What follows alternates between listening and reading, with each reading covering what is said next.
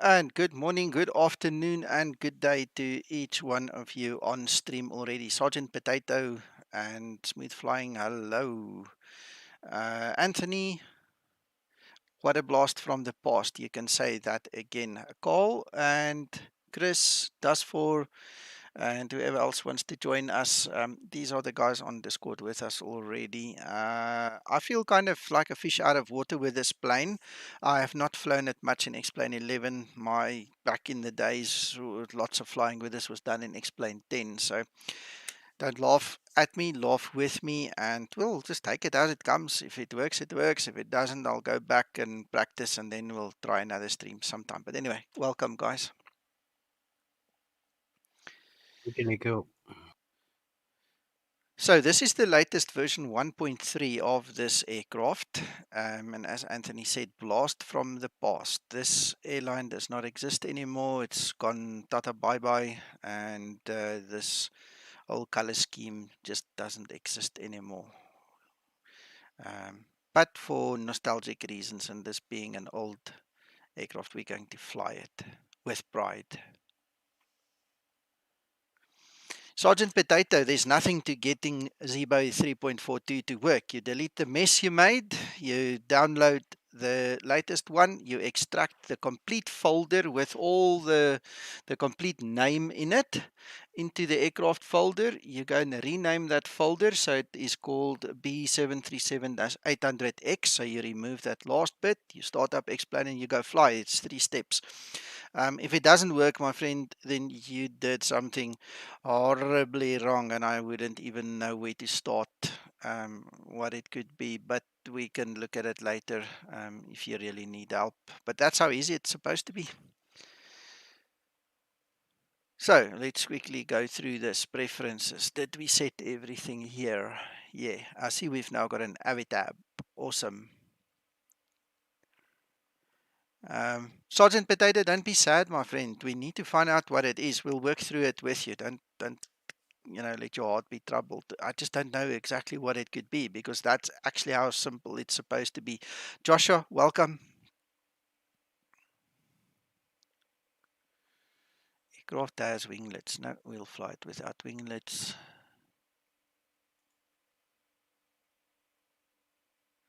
Yeah, my friend. Sorry about that. You're going to have to dig deep. Go find it.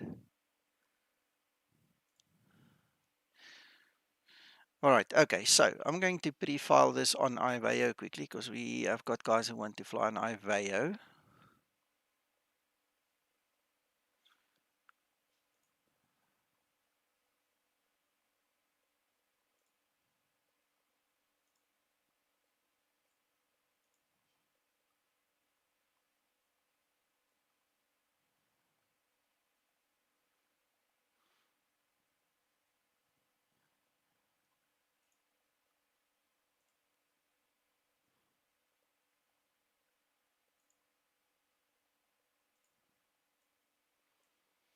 Let's put this on screen here for you guys so you guys can see. This is the iVeo interface to do the pre-flight. Let's remind you, you modded me on Twitch, but didn't do it on the YouTube yet, just so you know. Just say hello there so I can see it. Let's see how I do it. Yeah, I'm not sure. Yeah. Where are you streaming, Nigel? Nico? Yeah, sorry. Where are you streaming? YouTube. On YouTube, yeah. Smooth Flying. If you look in the download folder that came with Zebo 3.42 and you read the README, you scroll down a wee bit, it's all in there. Call, you just need to say hello or something on stream so I can see you and then I can see. So when you're ready. Yep.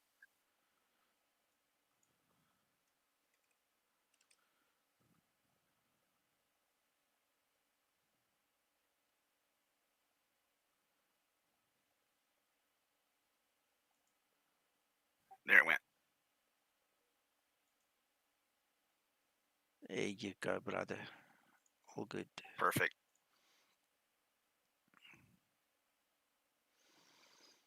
All right. Good afternoon. So we've got 134 packs on board according to this. Let's have a look see. We go fly now. I just want to see what is listed.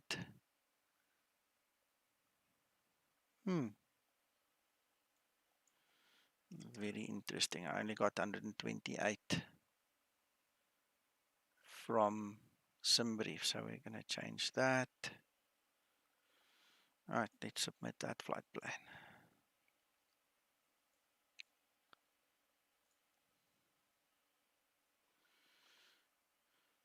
Right, so zero fuel weight will be 48.1.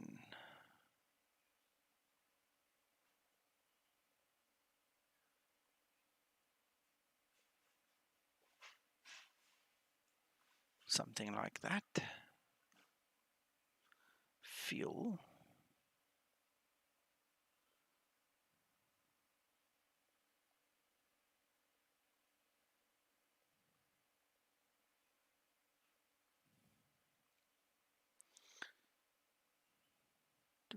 Interesting. So we've got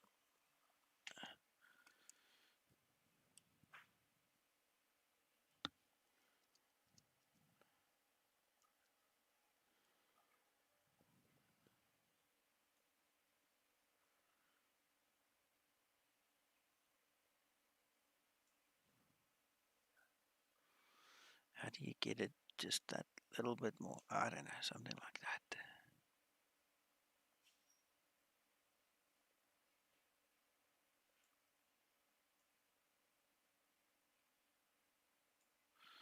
That's reasonably close enough. Hello, Captain Rick.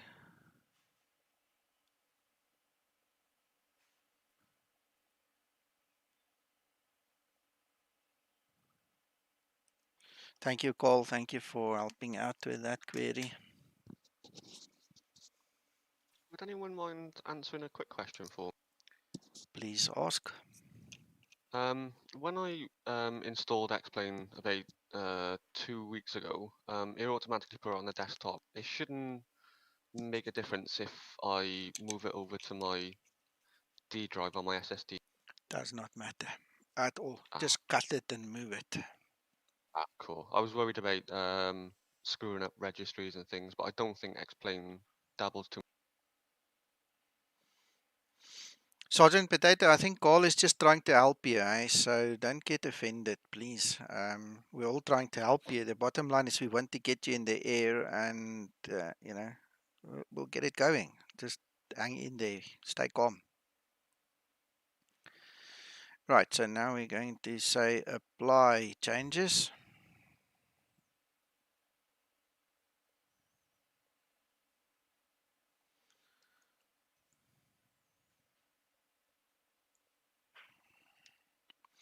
I suppose it's done. We'll find out once we get live into the system.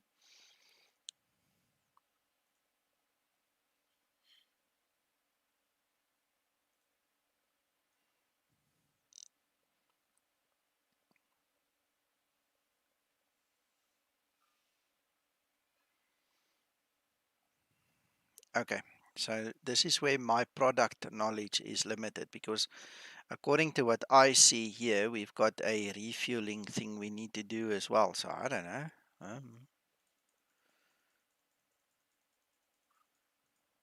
Suppose we can do that.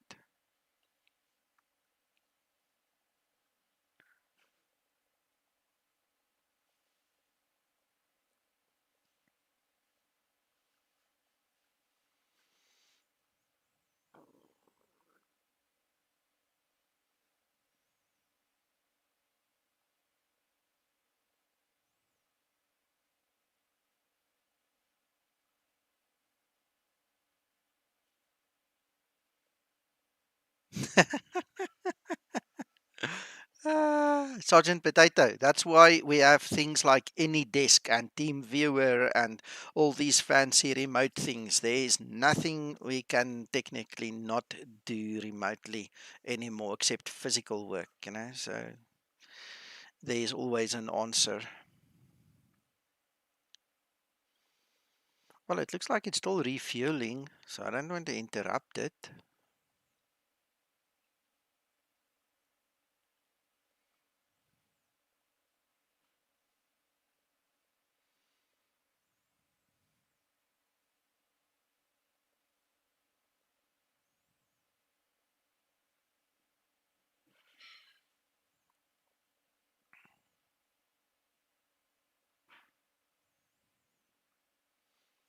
Can you have more than one of these windows? Yeah, you can.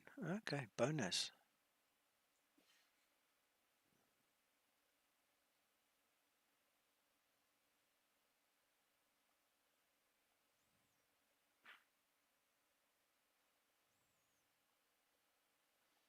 Dream Virtual Flight, hello, welcome.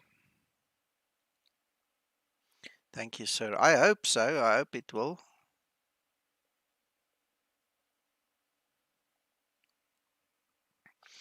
Sergeant Potato, that's why you ask for help, my friend. That's why one of us will get you going.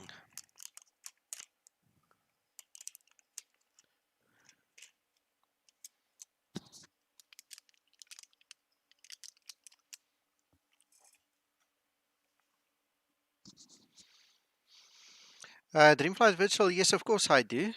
This is not it. This is the IXEG exec 737-300 that I'm flying. We're going to be flying the Zebra afterwards, me and Arkan. We've got a flying date set up to go from somewhere to somewhere. Freaking, I can't even remember where. I think it's from Dublin to Bristol, if I recall correctly. Then we'll jump in Zebra again.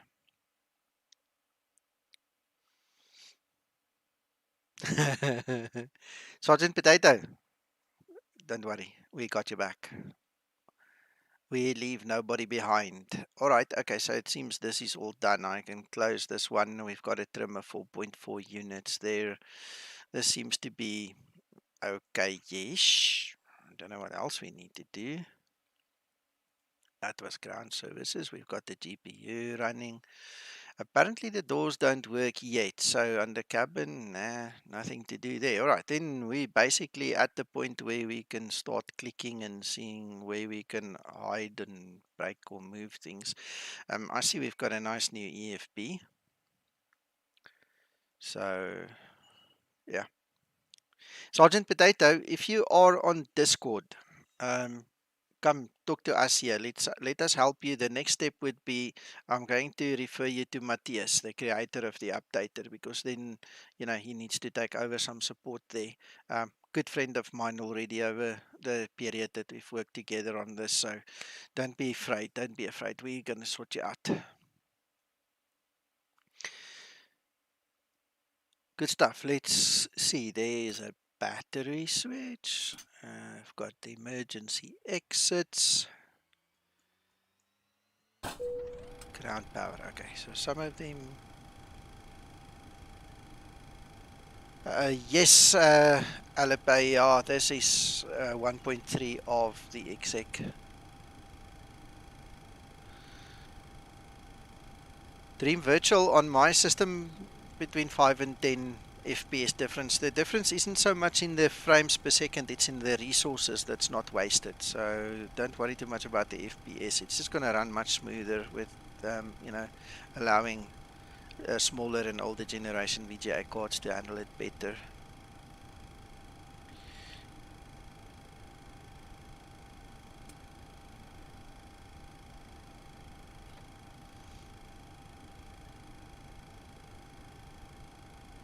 I don't think I've got any views set up, guys, so you just have to bear with me a little while. Oh, and everything works the other way around.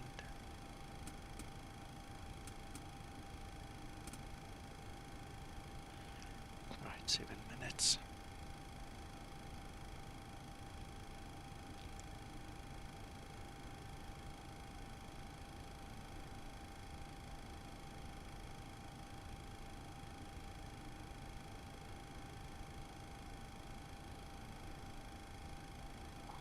What's the time where you are, Nico?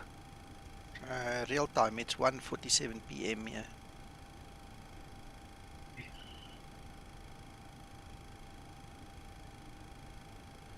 Alright, so it seems like we've got some form of life here. I thought we could hide the yoke. Can we not hide this yoke? Oh, you can feel the hydraulics is not on.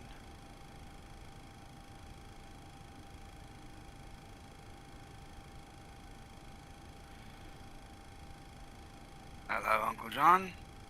How you doing there, old bean? Unable to Fit and mean. Look at that guy. He's lean. He's mean. He is on the scene. Yeah. You trifled with, or he will sort you out.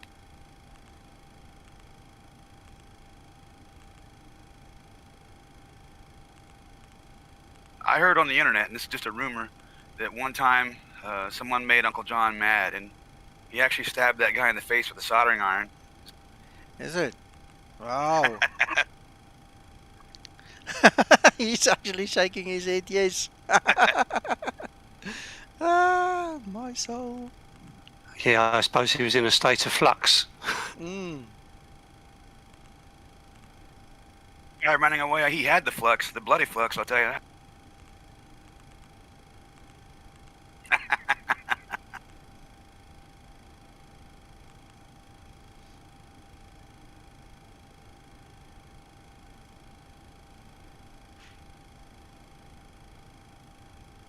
It's good to see you, Uncle John. Just saying hi.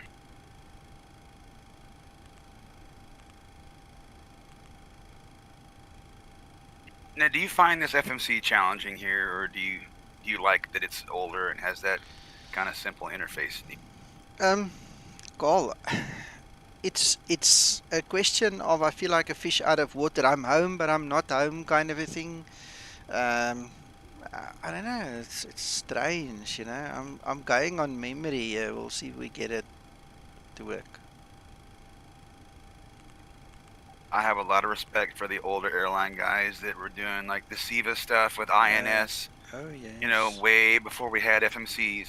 It's just, you know, how did they do all the, you know, the crossings and all that great circle stuff back then? It's just, Oh yeah. and I mean, actually, the guys were doing what they taught us, you know, when I was so much younger in sailing, you know, doing celestial navigation and such. You know, that's almost a lost. Yeah. I remember how to do it, but you know, we don't even teach that anymore. Yeah, exactly.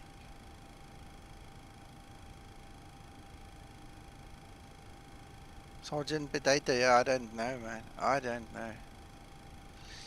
We're going to go for, I think I said ILS double here. Just need to get my ATC flight plan up here, or my Navigraph would be better.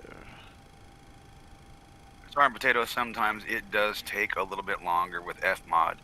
So don't give up on it. Let it run. It should work. As long as it completes the process without erroring out, it should be. Yeah, should be fine. 6 Alpha.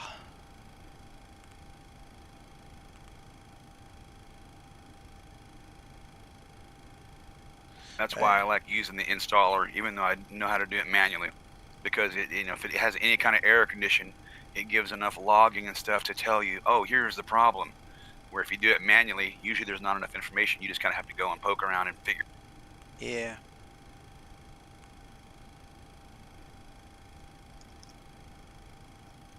And if you did not know this, you can also use the installer to manage the 737, 700, and 900U, both of those builds, in addition to the Zevo 800 series. Yeah, for sure. Okay, I'm kind of at a loss. Maybe I must wait for the IRS to align, but I can't get the plan mode to show the way it should. Yeah, you're not aligned. That's why you're not aligned. Yeah, okay, then we're gonna wait. We're gonna wait. See what else we can have a look at. Oh, I love the way this looks.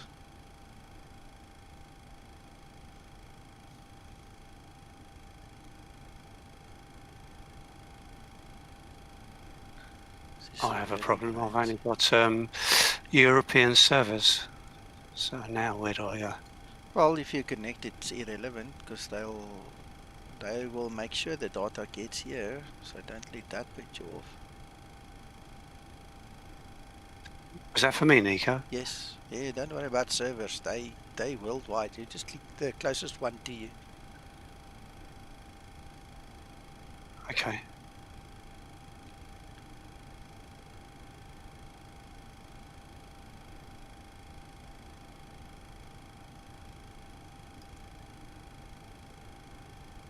Let's get the aircraft started, I think. Hello, Pitpen. Yeah, Sergeant Potato. I hope they fix the doors soon. I tell you what, this is a step in the right direction the guys have made to actually give us an update. So I'm very grateful for that.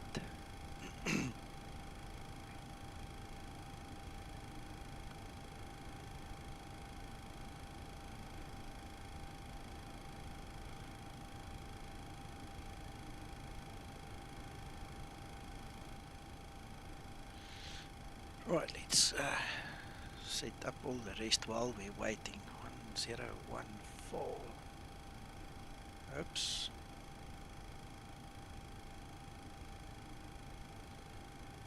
Zero, 1, 4.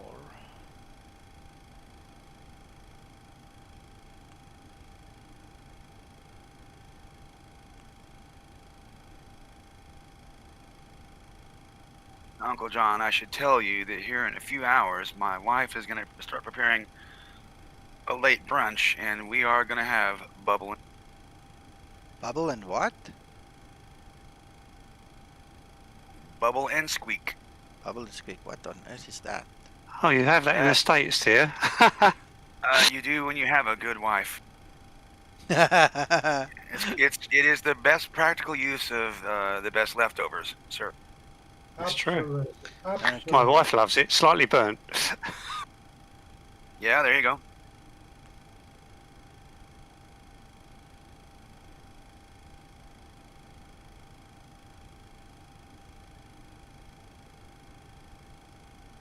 we've got 3 minutes to burn. I'll probably need an hour.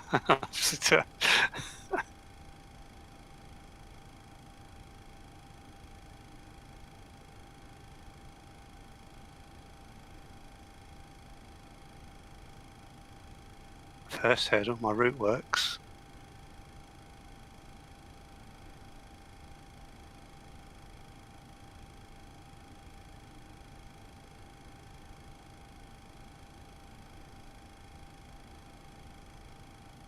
I was doing a project in London, and we had a flat in SW1, and we were doing this project for J. Sainsbury's, yeah? And my friends and I were going all over London. I was showing them around. And, of course, we ended up at Harrods. And at the time, Mohammed Al-Fayed owned Harrods still. But Harrods, you know, is a store with a very long and storied history. And the one thing about Harrods is always the butler service. The butler knows everything about Harrods, all the products, you know, everything, the entire experience. So my one friend, you know, was going to try to trump up the butler and try to, you know, stump him and see if he could, you know, find something that he wanted to have there that the butler wouldn't know anything about. So he goes, "Yes, sir, I'd like a safari suit, old boy." The butler looks at him and says, "Terribly sorry, sir, I don't have that sort of thing off the rack anymore. Loss of the empire and all that." And my friend was it caved him. He didn't know how to answer that. I mean, it's just so dry British humor, you know. It's just totally. Very upmarket, SW1, posh area. Well, that was the client paying for that because they wanted us very close. At the time, there was a lot of, you know, the tube strikes and all this and blah, blah, and they didn't want to deal with any of that, you know, kit. So if it was like, all right, look, worst case, Gypsy, you know, £3, you're there. Because from where we were over to Sainsbury's headquarters was, you know, I don't know, maybe 2.5 kilometers. So it wasn't bad. Right there by the Abbey, yeah, across the Westminster Bridge. Yeah, I know where you walk around GLC and then straight north and boom.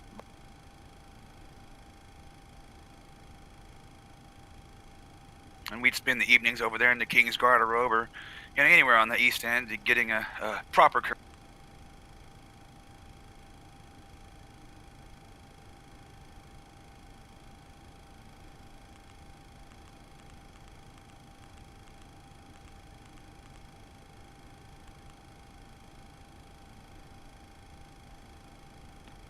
Well, that looks about right. We are going to get vectors if ATC is online. Otherwise, we'll vector ourselves.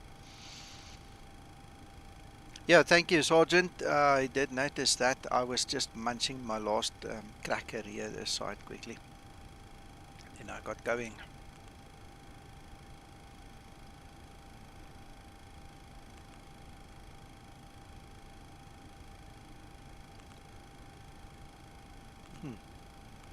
There we go, that's what I was looking for. Oh yeah, this is not the Zibo. Hold on.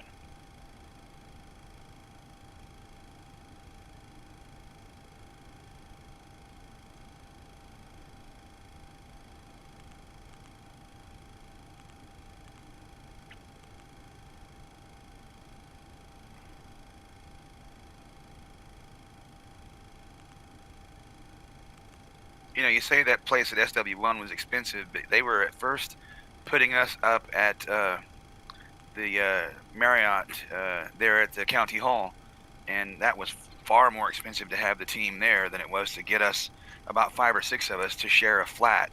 Even though it was a penthouse flat, it was much cheaper to have us there than staying at the county. Yeah, I would imagine so. Of course, the county hall is beautiful. I mean, the GLC, former GLC headquarters there is just gorgeous. Oh, come on. Now it's complaining about my flight plan.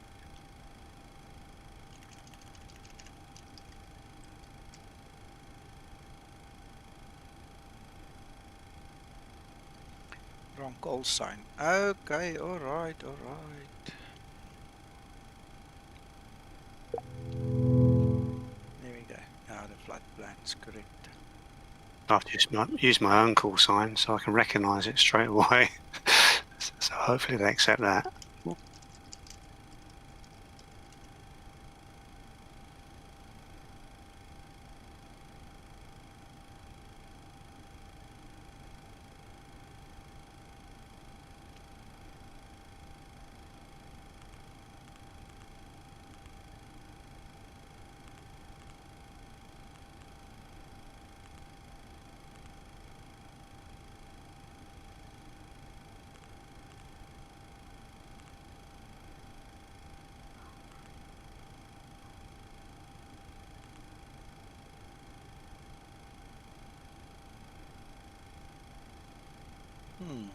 I'm a bit worried at that.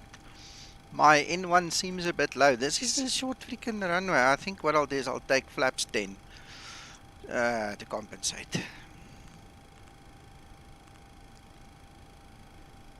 What do you mean you don't want flaps 10?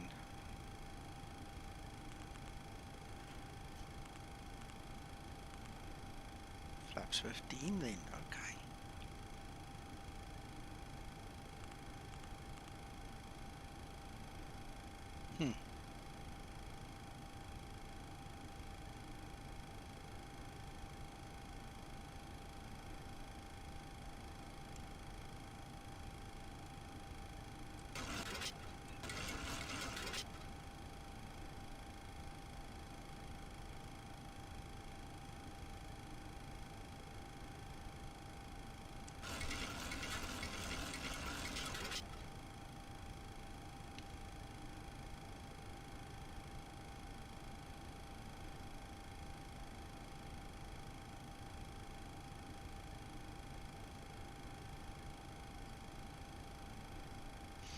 Yeah, Lithuania, that's away from here.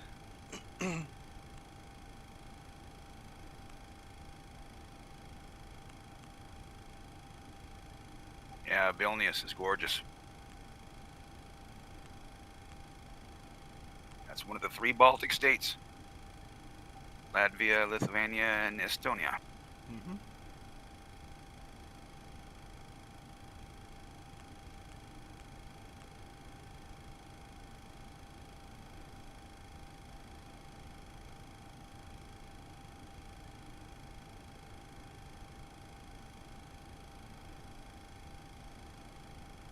Right, okay, what else do I need to do? Not much.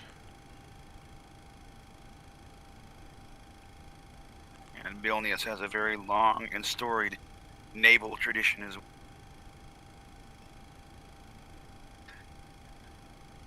Yeah, I can't see you, Nico. I'm on the stand there. Just got Austrian arrows, but not Iveo next to me.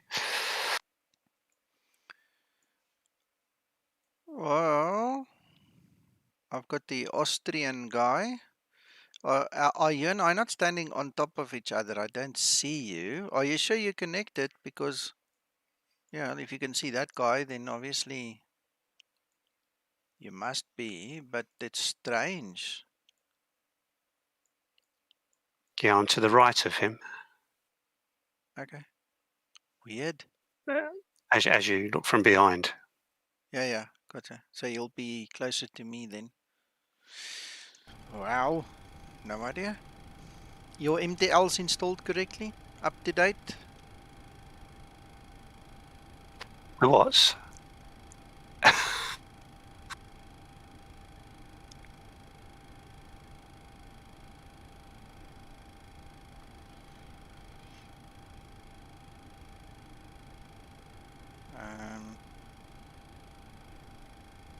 Alright. I forgot what they call those in Lithuania, but I remember having them very clearly. They were potatoes, dumplings with meat and cheese in them, and oh man, they were so.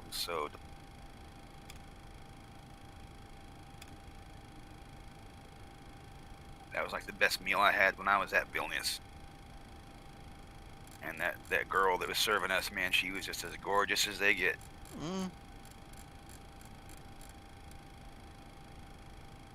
Simply not. Yeah, there you go. Starving potato. That's it.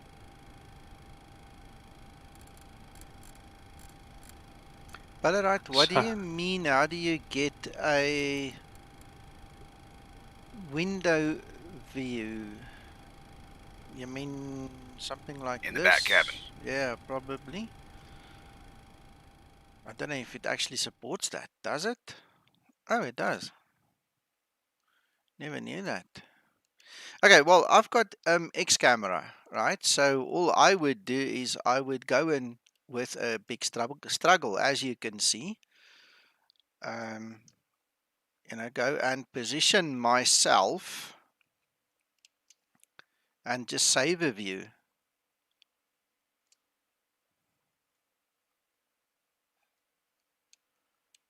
There's a wing.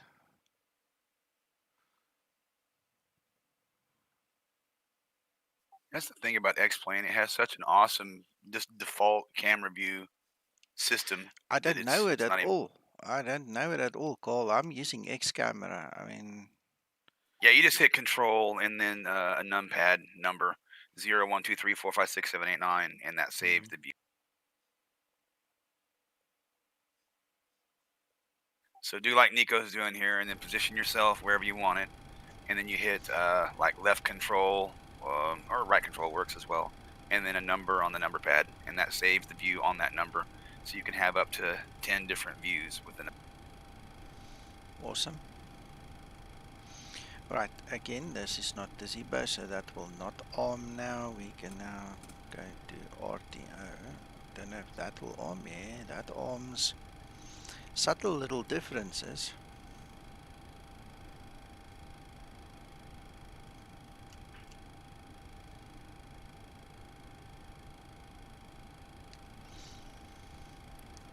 Right, let's get our APU going.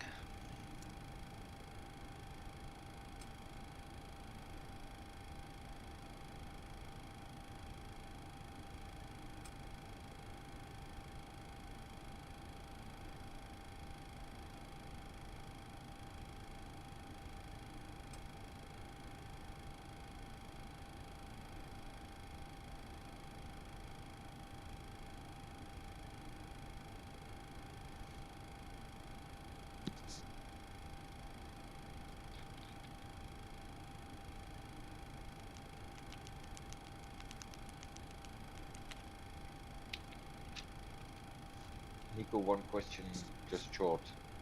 Go for it. Is it correct anymore to first load, say Cessna, and then afterwards from the menu the Zibo? In Explain 1141, that is still the case. In the Vulcan one, what I do is I load into the Zibo, then I go to the developer menu and I force a reload from the developer menu. If I load the 172 and then switch to the Zibo in the Vulcan version, it bombs out, crash to desktop. So I force it through the developer menu.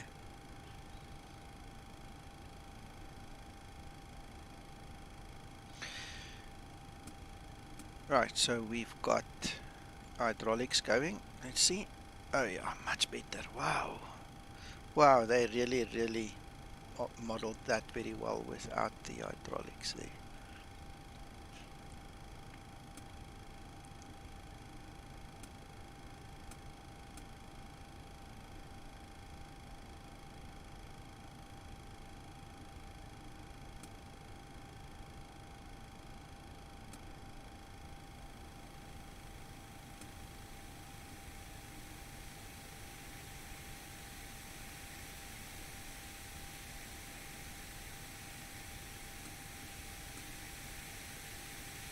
Well, it's accepted my flight plan.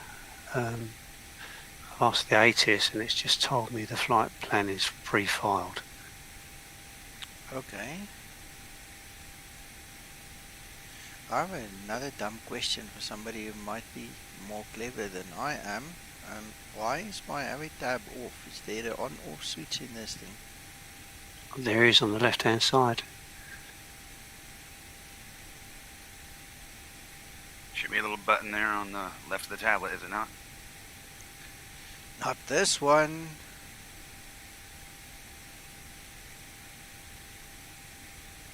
It's not hidden by your... No, I don't see it. Never had that problem, I'm not sure.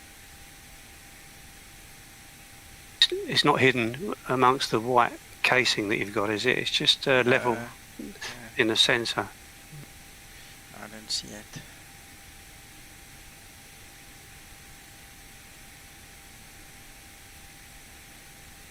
The mouse also does not change from a little hand to anything else there, it did. Oh, but that's just a pop-out.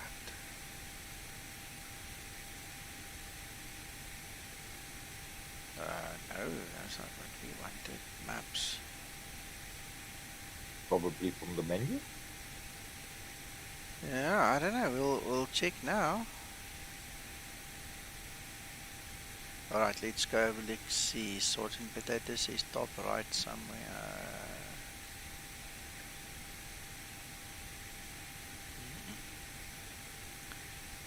No, I don't get it. Look, if I use it from the menu, it works. It's there. There we can see it's there. Maybe it needs the engines running. I don't know. I'm just guessing now as well. Let's see if we go to plugins. Aviators tab. Where the hell is this thing? Toggle tablet.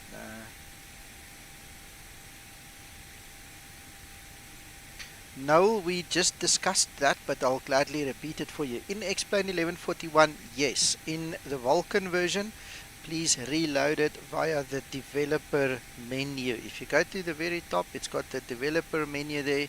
The second or third option is reload the current aircraft and art, and then you reload it. And you don't need the 172, but you've got to remember to reload the aircraft that is still. So until the C++ thing is complete, that will always be the better way of doing it. Now, anyway, let's not worry about that right now. If the engine starts up and it runs, we're okay anyway. So He's saying that bulge on top is what he thinks the power button is there, Nico. yeah, I don't know. Okay, I had to zoom in a little bit more because from my vantage point it looked like an ordinary piece of the bezel. Thank you so much. I appreciate that, and thank you, Cole, for clarifying my blonde moment. Okay, that works for me. That really works. I thought you were clicking that and it just wasn't turning or something. I was like, Yeah, I was literally clicking on the bezel in front of it, not on the actual little. Yeah. Yeah, you. That would do it. Yeah. No biggie. Look at that, 61 frames per second. Yeah, lovely.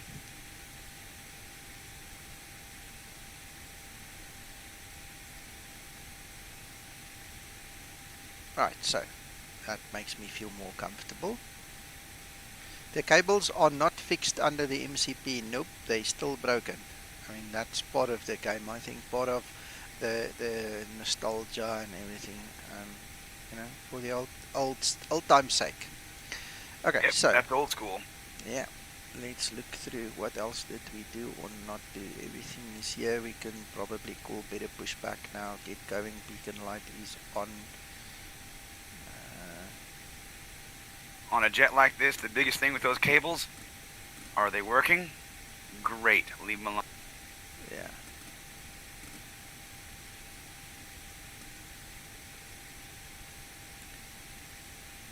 Yeah, don't touch.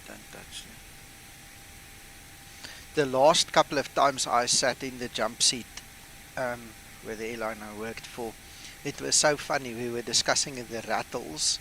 Not one of the aircraft in the whole fleet, were squeaky and rattle free. Everyone had some panel somewhere loose or rattling or doing something. It was funny. Oh yeah, it becomes a part of the personality of these aircraft. If you ask me. Yeah, of course. Right. Oh, here's 132 and she does this, or here's 164 and it does that, and that kind of thing. Yep. So what are you telling me? We can't use better pushback in this aircraft? Okay, I didn't know that.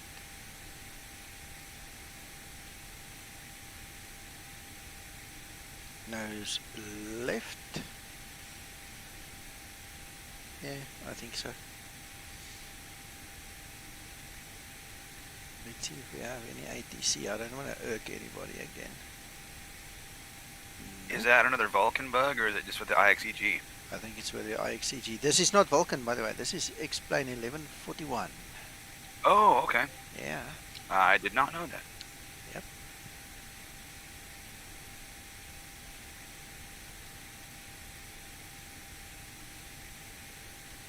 I've just got Unicom.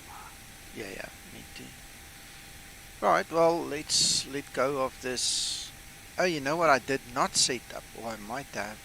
I'm not sure. Okay, we'll find out when we have to, when we can't stop on the other side. I can't remember if I actually configured reverse thrust on the joystick.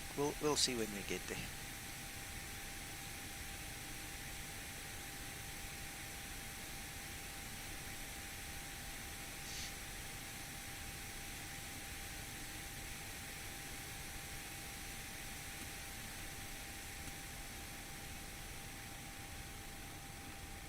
If you touch down and auto brakes burn up your tires, you'll know that reverse thrust is not working.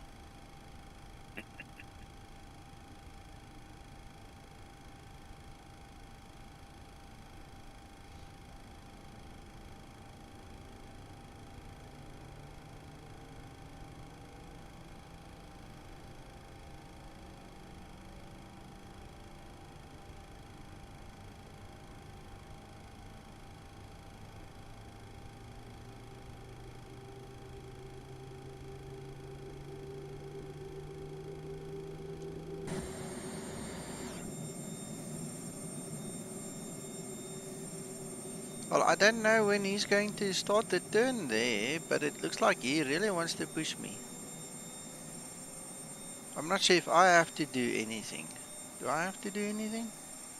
Wow, look at that. Oh, we can swing He's him gonna push you on the around. runway and turn left? There he goes. Oh, look at it now. Look at it. No, that was me. That was me pushing the tiller. So I don't know how to disconnect this guy now. Hey, you. Wow. Something I think stopped. that's a terrorist. That's what Yeah, happens when a struggling. terrorist takes over the tug. Yeah, he made a mess there. He's got him stuck in the bog. Look at that.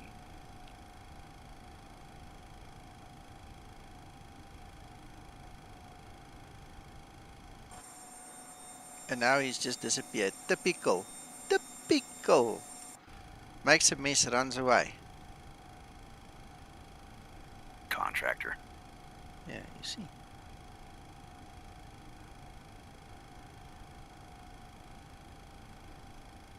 Tug has been hijacked. Ah.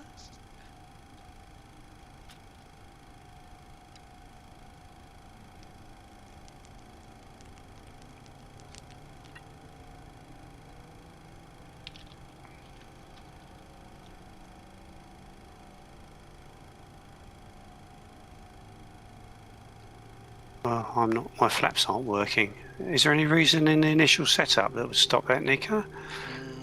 No. I mean, if you haven't even taken off or anything, if you don't have hydraulics, it won't work. So just make sure your engines are running first before trying them, and then making sure you've got your hydraulics A and B on.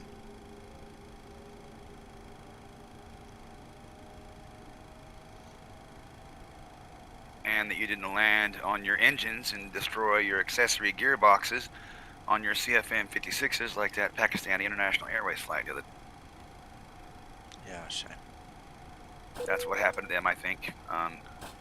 He had a gear unsafe indication and probably didn't know he was wheels up, touched down on the engines, just barely, but enough to destroy the gearboxes, took out both primary hydraulics and all the other accessories off that main shaft on both engines.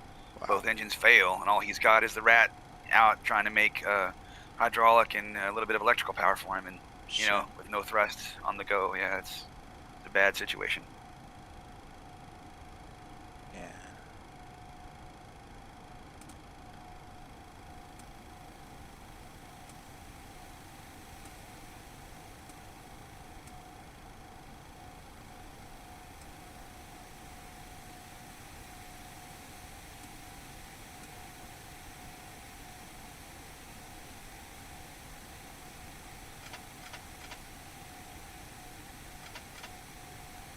Can't believe we're gonna go flaps 15.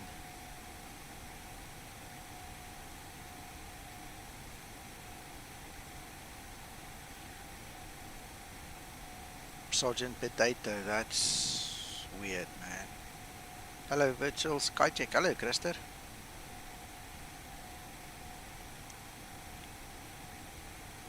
Yeah, I see all those words, Sergeant Potato. I'm gonna remove those. That way, we don't have issues with YouTube and what.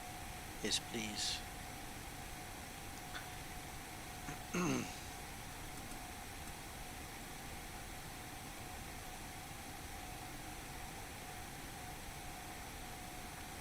Flaps 15.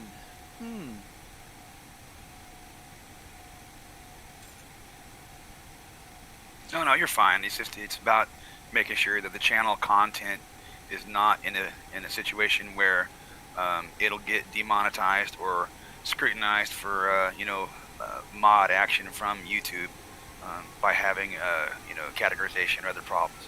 Like if the new kid safe stuff, it just keeps Nico out of trouble. It keeps the stream fine. Yep.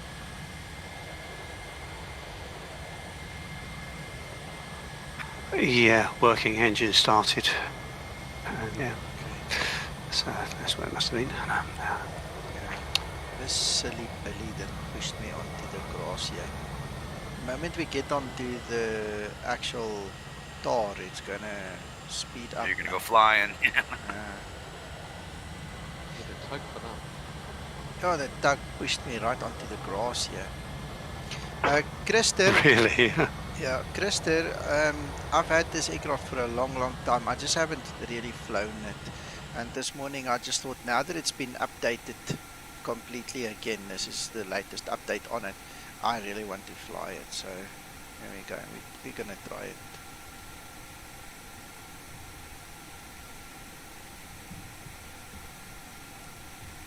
Just keep it PG-13 or better, Sergeant Potato, and you're gonna be fine, right? Don't say anything that's gonna get Nico in trouble with the YouTube police. That's all. Yeah. I'm gonna have to copy my real view settings from the Zibo in here. Man, this shaking is a lot.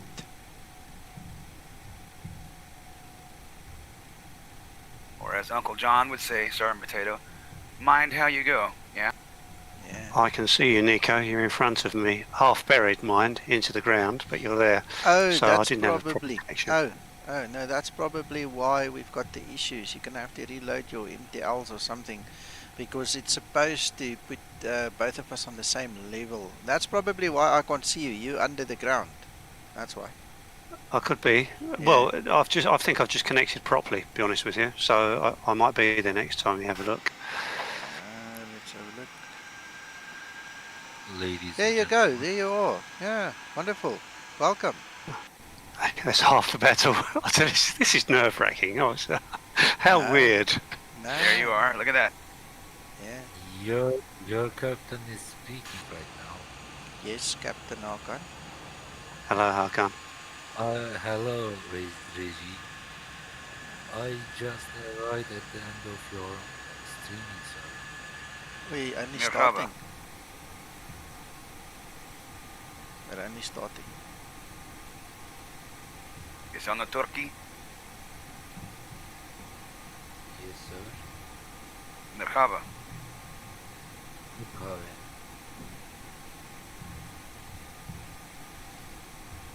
Alipay, yeah, this is the old South African Airways from the 90s and before that their liveries. Nostalgic and all because this is one of the aircraft that they used to fly, so it's, you know, all done for a purpose. The airline doesn't exist anymore, will never fly again as a proper airline. Government has announced that they will, look at my taxing when I'm not in the cockpit. They will start a new airline. We don't know what it's going to be called yet. If they're actually going to be able to do that, we also don't know. But this will forever now be a museum piece. Ladies and gentlemen, like Nico said. Hakan, Yes, sir. the cops were here. There is no passenger Escobar on this plane. They checked everybody's ID. So I just wanted to let you know he's not on this plane. Okay, sir. It's good. Maybe that was the guy on the tug. Oh yeah, he got angry because he couldn't get to fly along. Yep. Didn't get that damn meal service he was being paid for. Of course, even we need to check the luggage carefully. Told you the cops were here, my friend. They went through this plane. Because you bastards, sir, you have a close relationship with him. Okay. Everything is clarified. Okay. You will see. You will see at the end of the streaming maybe a Mercedes Benz, and you will understand what will happen. Okay. They cavity search Nico and he's flying the plane. Does that tell you anything? I'm still in shock. Why do you think he's taxiing that way? It's not an accident. Oh goodness gracious! No, it's terrible taxi. I'm behind an SAS plane. Ladies and gentlemen, this aircraft flying back. I'm in front of you then, Nico. Well, I'm holding short at the runway already, so. Oh, you're showing us Scandinavian Airlines to me. Okay, no. Oh no, South African, isn't it? Yeah, South yeah. African. It's actually South African Ludington or whatever it is. Yeah. SAL. Yeah, SAA is English, SAL is Afrikaans. Yes. So you're going out, Nico. So you're flying out and then vectoring around to the right to pick up the route, are you? Vectoring to the left, yes, to pick up the route. The left. Yes. Okay. Yeah, it's like a left dog leg on departure, I think. Yeah. There is no SID, so there will be a bit of vectoring involved. We'll see. No, that's right. So All departure control would do in real life is. Go ahead. Too many guys speak at once. Pick one.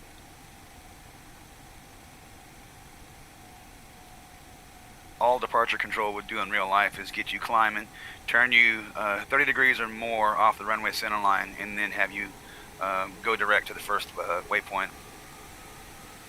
Yeah, that sounds about right.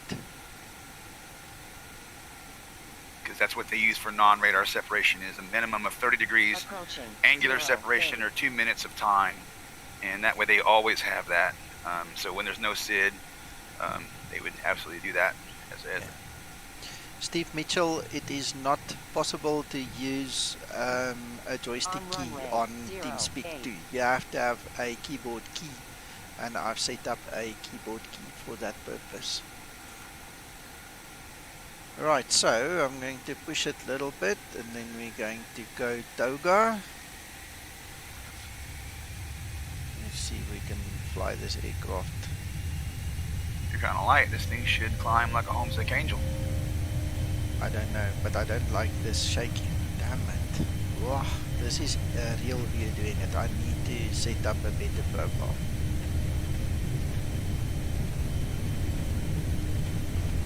Yeah, it doesn't shake that much in real life. No.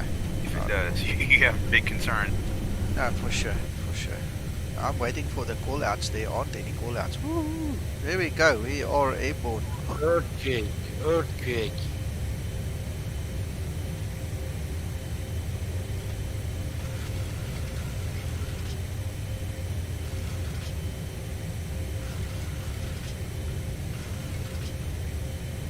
That was terribly shaky, guys. Sorry, that was yucky. I'm going to fly it a little bit here by hand to start the roll out now.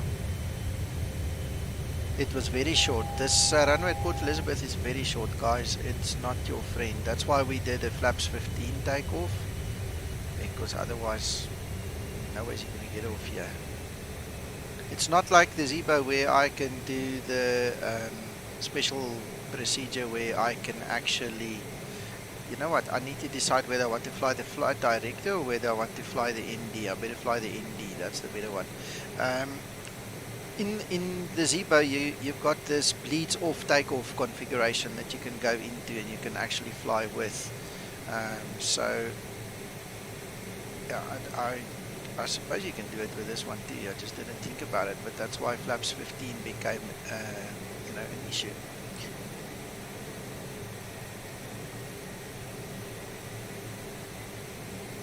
Yeah, if you need max performance, yeah, that makes a lot of sense.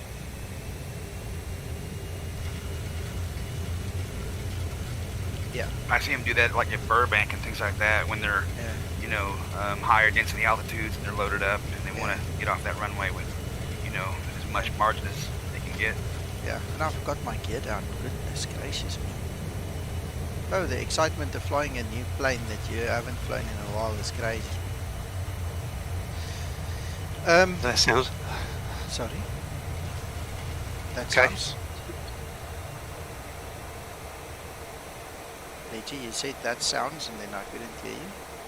So that sounds a bit like me. I've just got another alarm now and Takeoff. This. I'm concentrating too much. Maybe I've turned the bleeds off, but that wouldn't do it, would it? Come on. Shouldn't.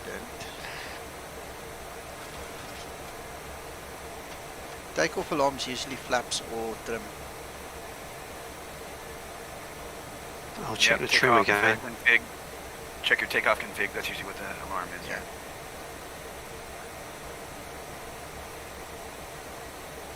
Okay, well, suppose we can start climbing now.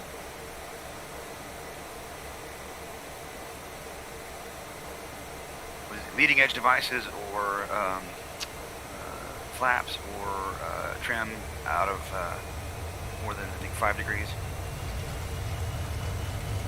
Yeah.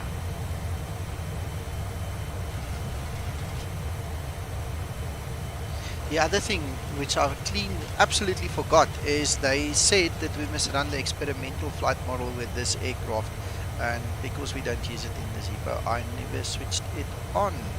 Oops. Next time.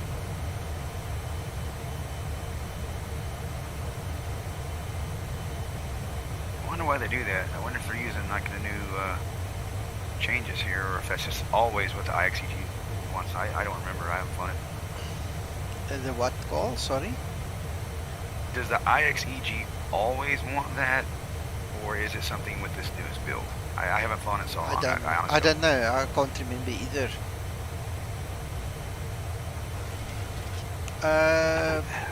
Polaroid, sorry, I saw you ask a question of the flight factor 777. I do not own it. I know nothing about it, so I cannot answer the question. I just don't know.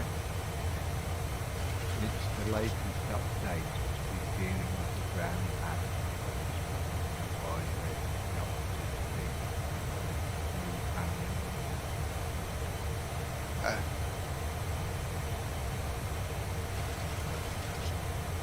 Yeah, it's abnormal to be taking that long, Sergeant Potato, unless your computer is exceptionally slow. You shouldn't take that one. Not at all.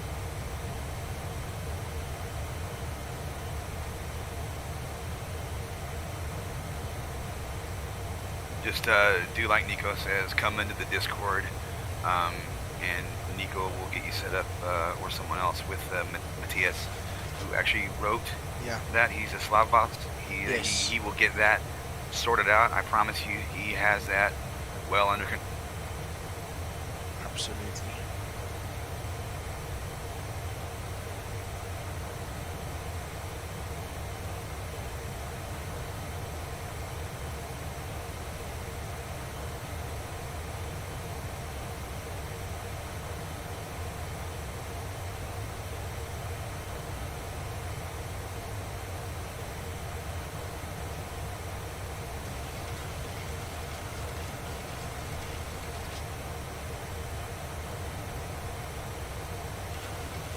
Well, Christer, like you said, the one is older, so obviously this thing makes use of older systems, older logic and older things like that.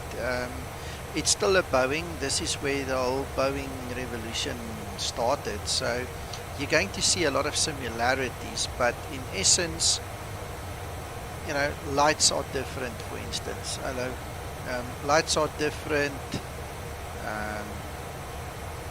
The operation in the startup is a little bit different. Obviously, where everything is located is different, but in essence, a Boeing is a Boeing is a Boeing. You know, you just need to find out where everything is and then go use them like you know.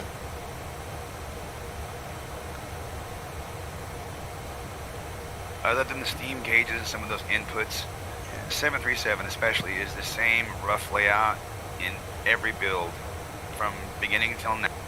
Yeah.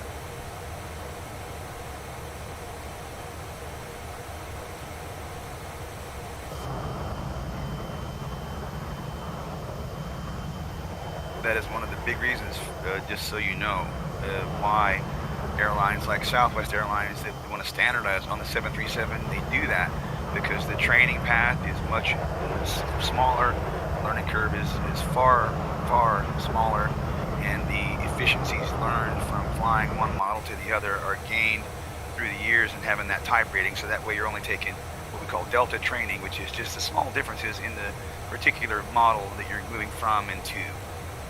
I was going to get my 737 type rating to fly for Southwest years ago. I am a CFII multi-engine instructor, advanced ground instructor, all this kind of stuff, and I had in my head that I wanted to be an airline pilot. And Southwest at the time, they were hiring like gangbusters, so if you had the wherewithal to go to Flight Safety International and get your own type rating, you'll get an interview with Southwest at the time.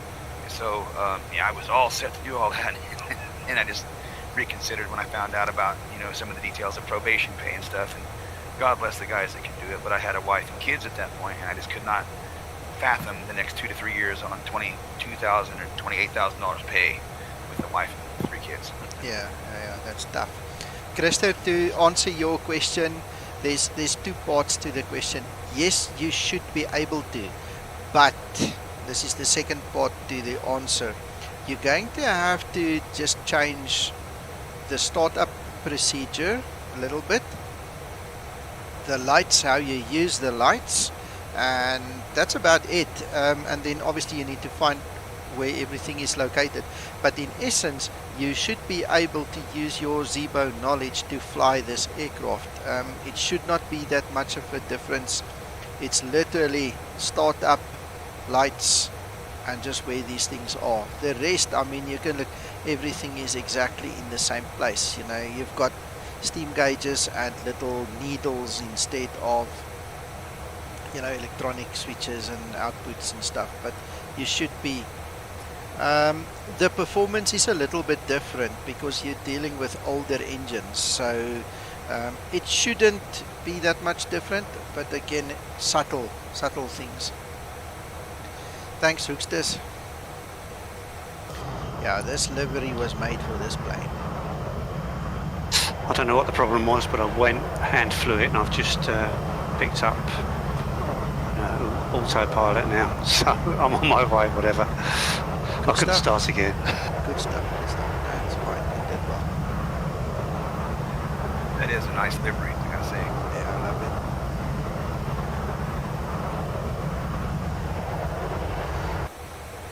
it. Christer, let me tell you something else if you go to the FlyJSim 200 model, you don't have the automation, so that might be a stretch to go there, because then you're going to have to use dead reckoning and all kinds of other fancy VOR and NDB navigation that to me is kind of lost in my knowledge. I don't have that knowledge. But this one is the furthest you can go back with ease to enjoy what you've learned with the Zebo, you know, with an FMC, with, you know, your semi-glass cockpit and so on. So this is actually a very fun aircraft to have as an alternate to the Zebo. Hello, Sentinel.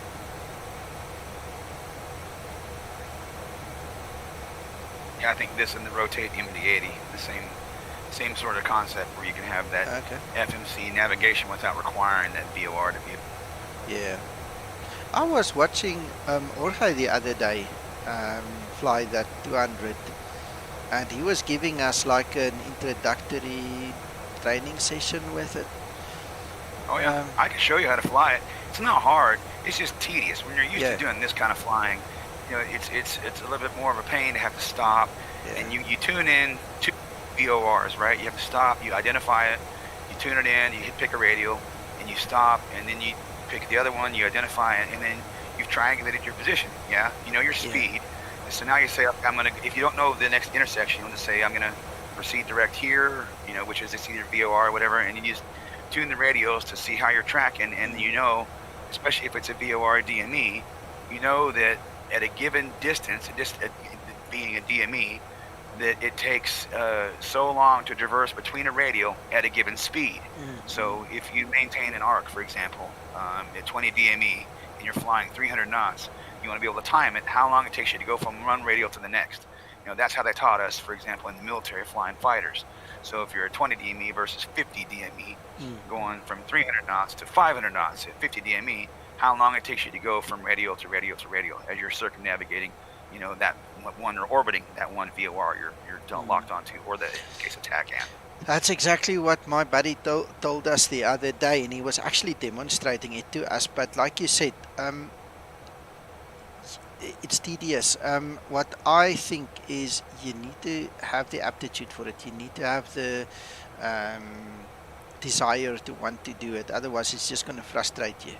You know, if you're not used to something like that. I can sit down and show you in 10, 15 minutes how to do all this, Nico. And especially you start with like a Cessna 182 or a 210 or something slower, so you can get out there at 20 DME or 15 DME, and I can show you, okay, look, here's your DME, here's the radial, tune 10 degrees ahead, and then turn 10 degrees, turn your next 10 degrees in the radial, and then turn the aircraft another 10 degrees. So you're flying an arc, but you turn left 10 degrees, you stop, your wings level, you fly for 20, 30 seconds, then you turn left more, and then that teaches you how to fly an arc at a slower speed. And then when you are flying it at a higher speed, it's a fixed rate of turn, whether it's one standard rate or a half standard rate or two standard rate, depending upon what your airspeed is and your proximity to the nav aid. Once you do that, every other part of instrument flying becomes simple, because at this point you have a three-dimensional view in your mind. This is my aircraft, here are my nav aids, here is my bearing to and from any particular station I'm tuned to. Here's my bearing towards north, here's my speed, and then at any point, okay, I'm 40 miles from here, I'm 20 miles from there, and you just know. Once you have that, and once you've learned how to do that, all the automation in the world is simply a tool to help you that much more. Because you still know in your head, if I lose all this nice crap, I can still back up and do all this other stuff manually, if I had to. I'm with you. That's what I do. That's why I use my AGI, my advanced ground instructor, and that's exactly what we do. And then you get up and use your CFII and teach guys how to fly that instrument stuff for real.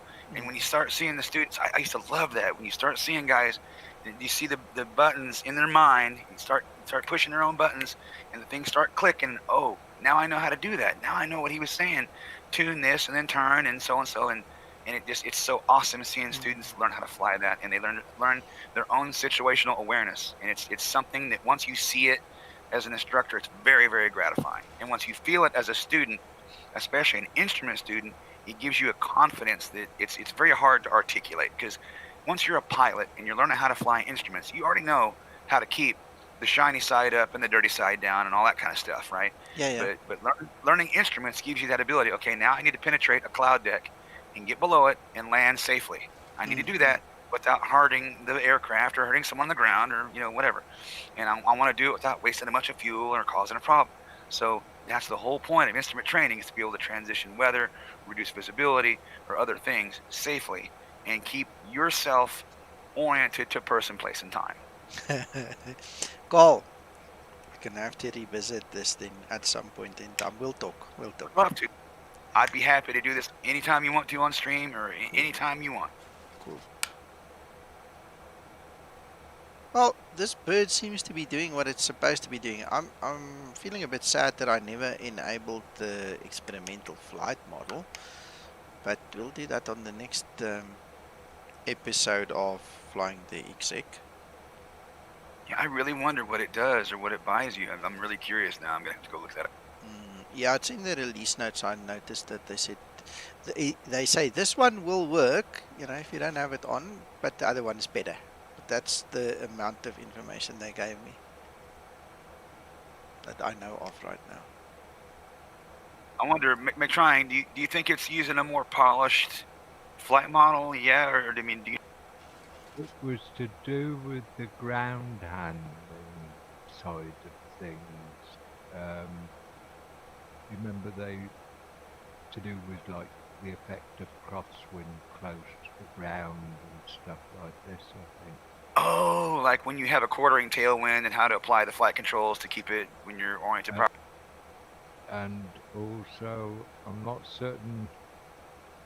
There's a film that Austin did when they introduced that, and he'll tell you what was involved in the bit that the switch worked. But there was also the business about prop wash as well, but I don't know whether that's already in by default now or not. That's interesting. I'll have to look that up, because it sounds like a couple of things you'd want to at least have, It was the last major step before Vulcan, and Austin, when he gets his boards out and starts telling you what is what. Oh, when he did that big lecture? Yeah. Yeah, he did a lecture, he did a video of it. I'll have to go look at that again and see. But I think that's the difference between the experimental model. And the reason why it stays experimental is because a lot of aircraft haven't been updated.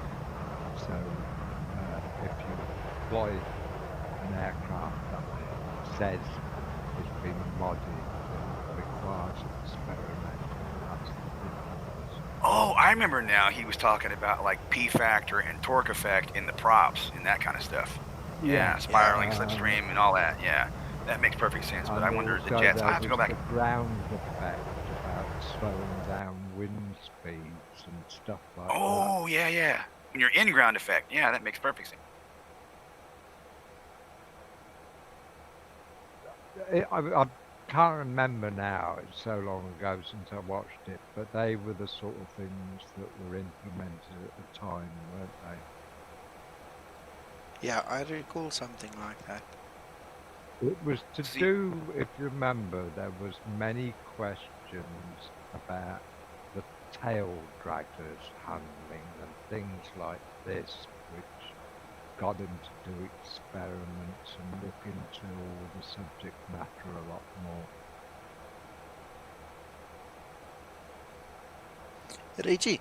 Yeah. Reggie. Yes, Nico. Are you still flying? Are you coming? I am. I'm just looking at the chart for the approach. Okay. And it looks. It doesn't show. It shows 8,000 for VOR. Yeah, your initial descent is 8,000. That's also your intercept for the ILS. So don't let that worry you. 8,000 is good. You need to descend to there. Oh, so it's that high. It's unusual. Well, the airport is 5,558 feet above sea level. Oh, that's a good indicator. I should remember that for future Yeah. reference. I now changed the aircon Yeah, pressurization. I'm looking at my chart here for runway 03 right. The descent is actually 9,000. On 3 left, it's 8,000. So on this one, it's 9,000. I've got 3 right. Z. Yeah, ILS Z I'm you using. can use it. No 3 problem. right. Yeah. Okay, and I'll change the other thing now. Was it 8,000 above sea level, you say? Yeah, you have to descend to minimum 8,000 for yours or 9 for mine. I don't know. It all depends. But on my chart here, it says 9,000. I'm used to flying down to 8,000 there to land. Okay. So while we are here, we don't want to get caught. We want to be on 1091.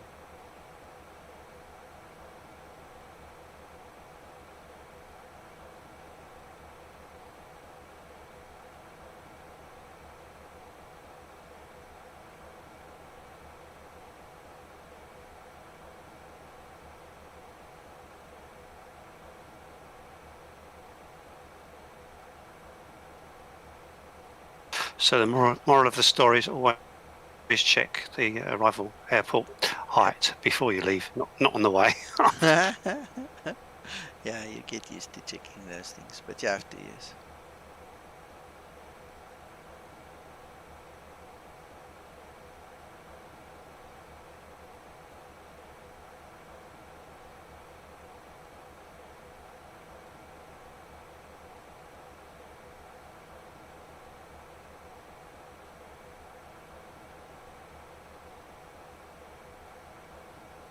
That also explains the minimums. Yeah.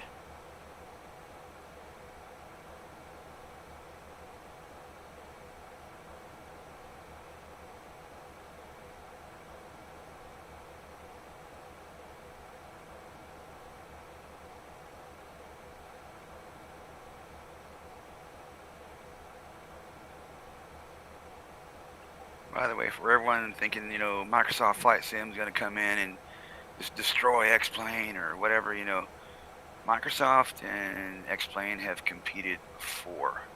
And one thing I got to tell you, because we were just talking about Austin, I don't see Microsoft or even Lockheed Martin putting together the kind of videos that you see Austin does with the kind of passion and the knowledge that he puts together to talk about what he's doing with this software.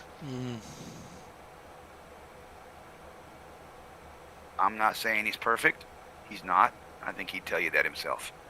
But the kind of stuff that he does and the actual science he tries to bring to the code and to the sim and taking real world input from pilots and engineers and aeronautical folks and you name it is expressed in a lot of different ways. And I think especially with his next major version, you're going to see a huge paradigm shift with X-Plane. Yeah.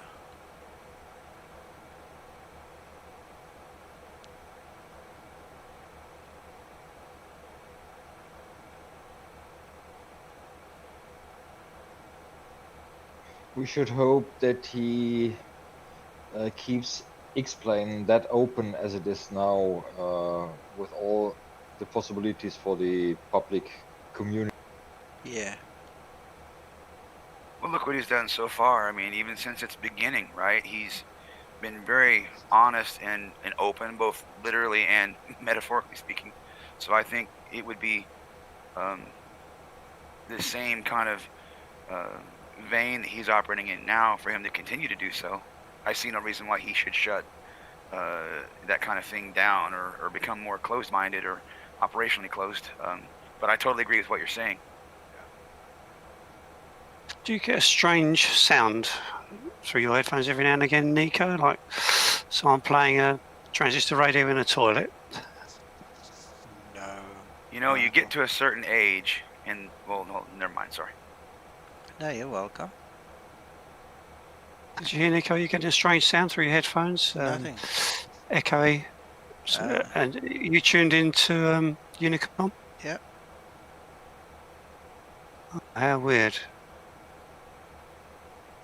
Check radios. In Iveo, where we are flying now, there is no Unicom audio, nothing.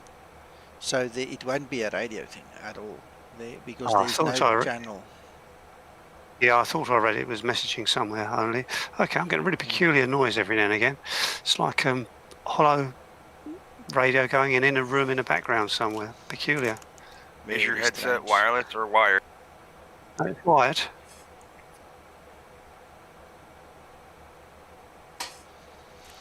You might be picking up interference with some other kind of transmission source, because wired headsets, you know, the wire will act like one big antenna at times with certain frequencies. At least I've.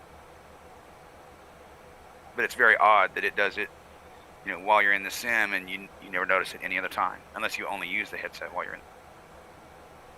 Yeah, well, I mean, I use TeamSpeak, not TeamSpeak 2, TeamSpeak because of the Mac, and that's tuned to European server.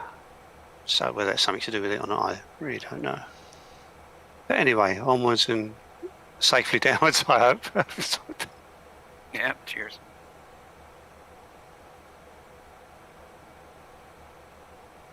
No, you're right. We need to have choice, and competition is good. The guys will sort each other out. As for me and everything I do, I'm very happy with X-Plane. Me too. The consumer only benefits by all this competition. I don't see any downsides to it at all. And, you know, when you have a good sim like X-Plane, and P3D V5 is also good. I've got it. I've flown it. It's a huge improvement over 4.5 even. And here comes, you know, Microsoft with their latest iteration. It's all good. Microsoft will force Austin to, you know, accelerate a few things and make some hard decisions and change things. And it's also going to make Lockheed Martin stand up and, you know, change things on their end. And then they'll one up each other. And, you know, here we are in a few years, and we'll be back there saying, I remember in 2020 when we had all this crappy stuff, and look where we are now.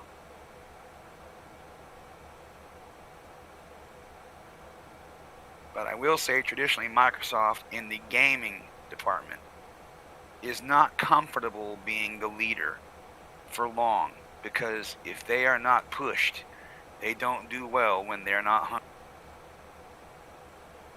I worked there for 11 years and change, and I can tell you from experience that they're great underdogs. They're great, you know, avant-garde, but when they're in the lead and don't have anybody pushing them to do big things and take risks, they get too comfortable, and then things like the old Microsoft flight, that kind of thing happens.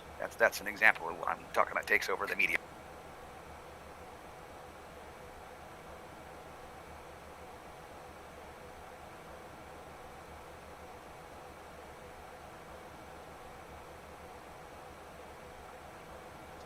Christer, it's not also just about developers taking over.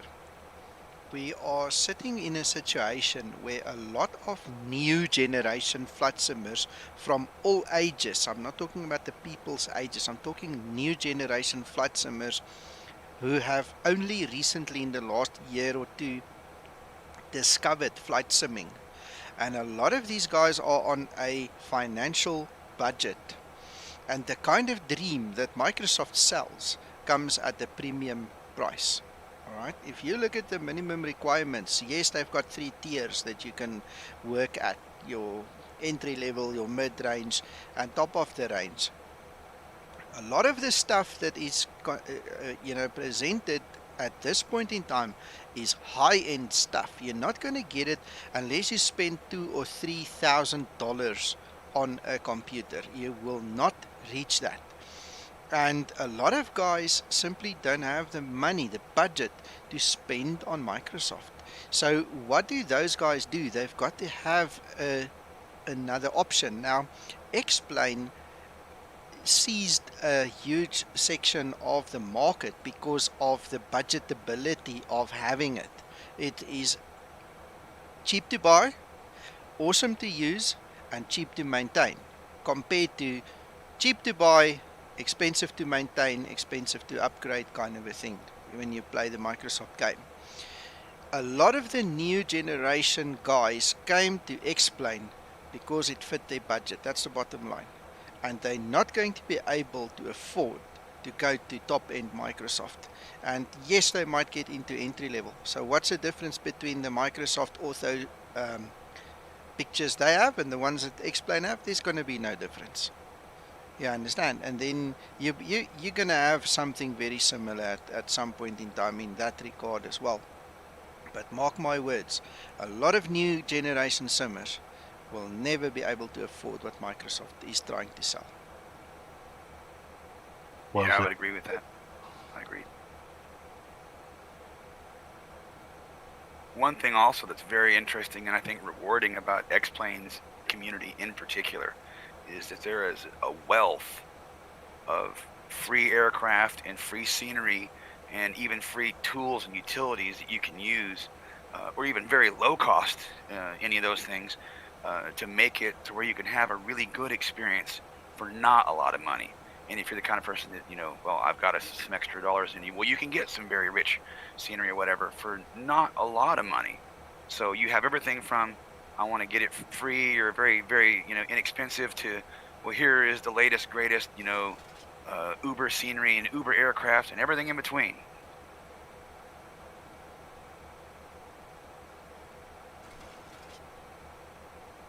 But especially the free market is really impressive with X-Plane. I don't see that on P3D.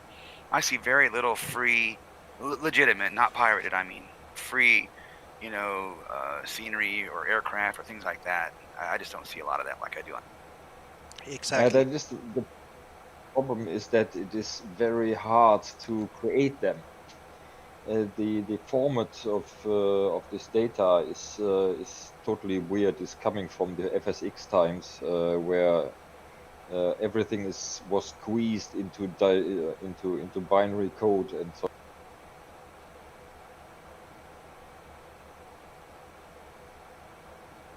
Well, C, yeah, they're using C++.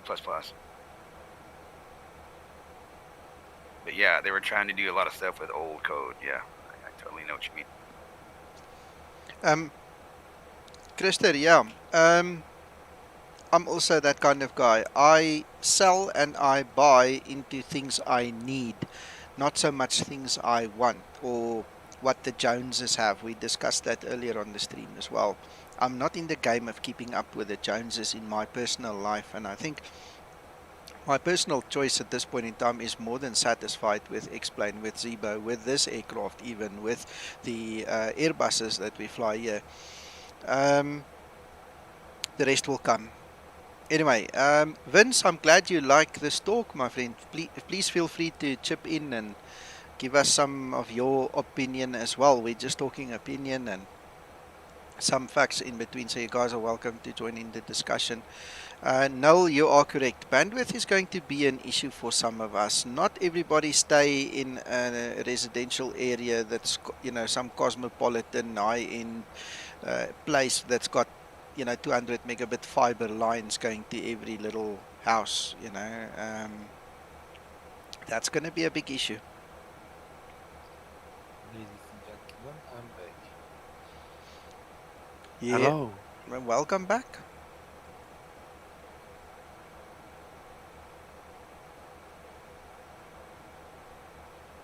Yeah, you go someplace like San Francisco or Seattle or Los Angeles, and I mean, people's dog houses there have gigabit internet running to them, it seems like. Yeah.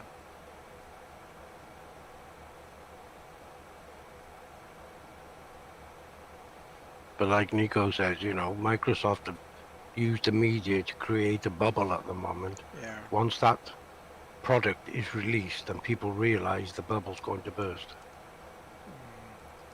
Well, yeah, they're getting a very cherry-picked view, Yeah. for sure. Let me explain and, to you. Sorry, Cole.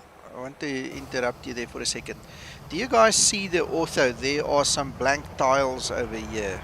You'll see in the stream as it pops up. Cole, you guys on Discord, you'll see. Now, anybody in his right mind will do something like this. You see there, I've moved it out of the picture. If I take a picture right now and I show you my ortho there in the distance, you're not going to see the mess that we have down here, right? Even if I move to that side, you know, there's a little bit of ortho left. I can take a picture from here. Now, if we just wait until we pass this bad area and we take another screenshot, you know, we can then start looking down and changing angles. So what I'm trying to illustrate here is I've seen it many times. It's a well-known advertising trick. Anybody that's in advertising will tell you, if the model has a better looking side, you turn the model to that side. If you have to present something, you don't show them this, okay? And this is currently what is busy happening as far as I'm concerned with Microsoft FS 2020. They are presenting the world with the utmost best angles and the best models, and they are neglecting to pan the camera a little bit and actually show you what happens on the other side. You see what I'm saying? And fair enough, it's their marketing campaign, they can do it. But as a normal human being, we need to be conscious of marketing strategies, marketing campaigns, that we don't get mesmerized and then get into a fist fight because this picture is, you know, the one presented, but if you look like this, it actually looks like this. So I'm just trying to give you guys a practical explanation of what is busy happening, and you guys need to understand that.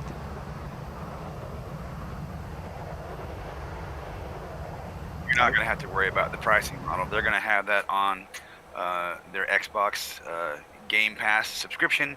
And do not forget, Xbox is a uber collective noun, which is all gaming, PC, console, and device. That is all up. You know, they used to have Zune for audio and everything else. It's all just Xbox now. That is the entertainment and gaming moniker. So the subscription will cover PC and or console, and that's what you're going to see. And they will not price themselves out of that market. Do not fear price. Where you're going to get hit, in my opinion, they have not announced this, just my opinion, is all the extras like the special aircraft that you want to get above and beyond what comes with the sim, extra scenery enhancements and things like that. It's going to be like X-Plane or P3D now, where you see developers having their own individual add-ons that they offer in the store to add to what that central experience is. I think that is what you're going to see.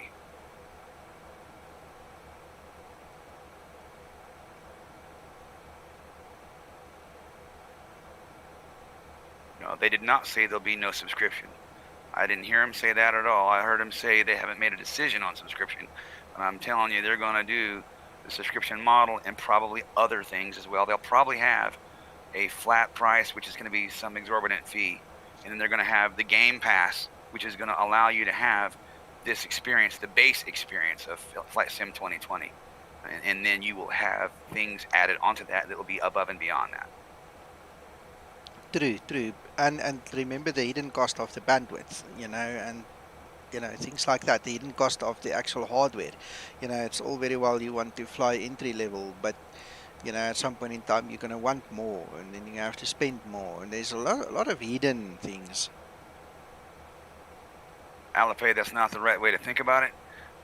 If you want to develop on the platform, it's the same as developing right now as a game developer for Xbox console. You pay for the privilege. You have to pay to have a developer license. You get developer kits and things like that, and then you do your game, and when you want to release your game, you have to go through what's called the title certification process to be released onto the Xbox network, whether it's PC or the console. And once you pass title certification, then you are allowed to release that title, and Microsoft gets a cut. They charge a fee whenever you go through each title certification pass to you know, fix bugs or make sure that you meet what they call the quality gates. So, you know, when you release, that, you know, you work with the infrastructure that they have set up, like the payment instrument, handling stuff, the pay processor. If you have, you know, paywall stuff and you want to add things in and all that kind of stuff, you make sure all that works well before you release. So that's just one example of how developers will work with Microsoft, but they're not going to compete against their own planes, you know, that kind of thing. You know, like if there's an A320 Microsoft releases, there'll be an A321, you know, that another developer will release, or, you know, it won't be the 747-400 or 800. It'll be some other, like 747 Cargo or something like that. That is what you will see them have above and beyond the built-in aircraft for flight sim. That's what you're going to see developers do, and they will pay, just like they do now for these games, you know, to pay for the pleasure, so to speak, to enter that ecosphere and present their product on the Microsoft Store for purchase and use in Flight Sim 2020. Yeah, it sounds like the Apple Store. It sounds like the normal Microsoft Store. I mean, the guys are not going to have a single product that does not run via a store, while the rest of all their products runs through a store, you know. So there's a funneling that's going to happen at some point in time to bring everybody on par, you know, and everything on par. So anyway, I mean, yeah, there's a lot of things that we don't know, which we are speculating about. But one thing is for sure, money is going to cost money. Yep. And even right now, there are still decisions that they have not made yet in terms of the game and some of the particulars and, you know, stuff I'm not at liberty to speak about, but just as a normal part of just the software development process, you know, they will go through and determine, you know, various aspects of, you know, things they want to, you know, fix and how to prioritize various things. And, you know, there will be a list, for example, of features and items they want to accomplish that will not make it in to the finished product. They'll already push out some of these things to what's called the first patch, the first revision, you know, the first release after shipment. And those bug fixes or other feature requests will be put out that they know that they cannot deliver in the release time. So that's why you're seeing them stick to the timeline they're sticking to and going through the alpha very tediously, getting all these things in here and then saying, okay, now we're going to go to beta, and they'll go through beta, and then they'll go to release candidates, and then they'll ship the product. Well, I hope they do it correct this time. I sincerely hope that they have some form of long-term plan and that it's not just another flight or a flight sim world or something.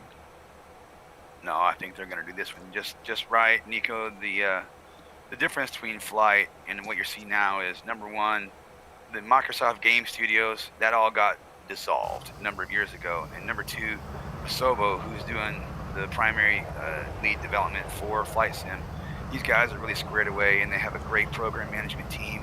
And that's the driving force that keeps them on schedule and really makes sure that they're driving towards those quality gates and the release, you know, criteria that they need to make the product what it should be at the given, you know, stages for release that they've committed to publicly. Gotcha.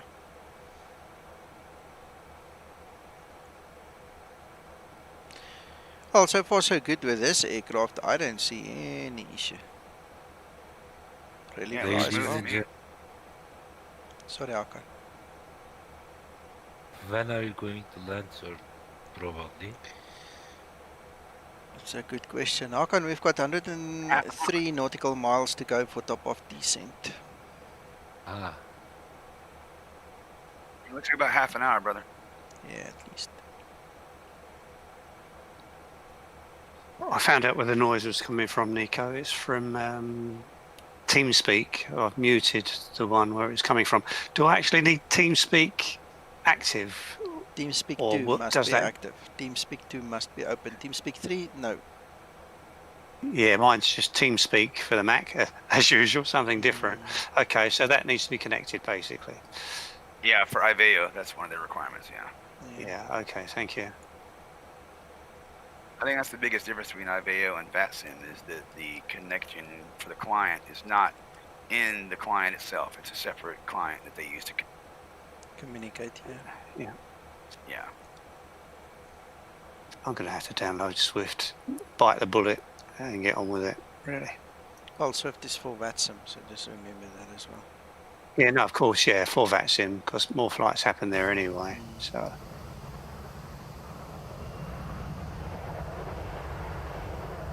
Viper, I don't know about wing flex. I can tell you one thing, the air here is very stable. We don't have turbulent air. So, I mean, number one, I sit in the cockpit when I fly. I don't look at the wings, so I haven't checked that yet.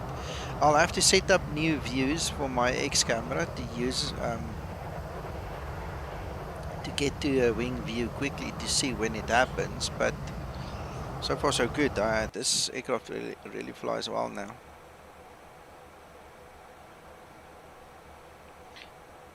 Alipa, you're welcome. You're welcome.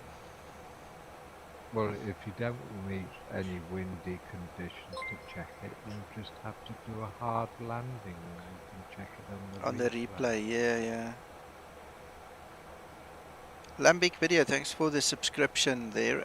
By the way, Sergeant Potato, I'm not ignoring you. It's just been busy. I would simply kill that updater, reboot my machine, go clear out the whole Zibo mod and do it manually. And then, I mean, it's 3 steps. You download the latest version. Make sure that you have 7-zip. Do not use WinRAR, please. Don't use WinRAR. I've had it in support now so many times that WinRAR just doesn't work sometimes. So if there's a good option, it usually comes from there. So get 7-zip, extract that folder for the Zibo into your aircraft folder, rename it to B737-800X and go fly. Alright, then you should be fine with 7-zip, but do it manually. Yeah, it's much better. Just don't use WinRAR is the point. Yeah. Sometimes it works, sometimes it doesn't, and it wastes a lot of time when it doesn't, because there's no error message. It looks like it worked, but the files Exactly. are... It just complicates the troubleshooting path and makes it so damn Yeah. hard to figure out why it failed. Yeah, and then you've got a corrupt file that you didn't realize. Hello, Ryan.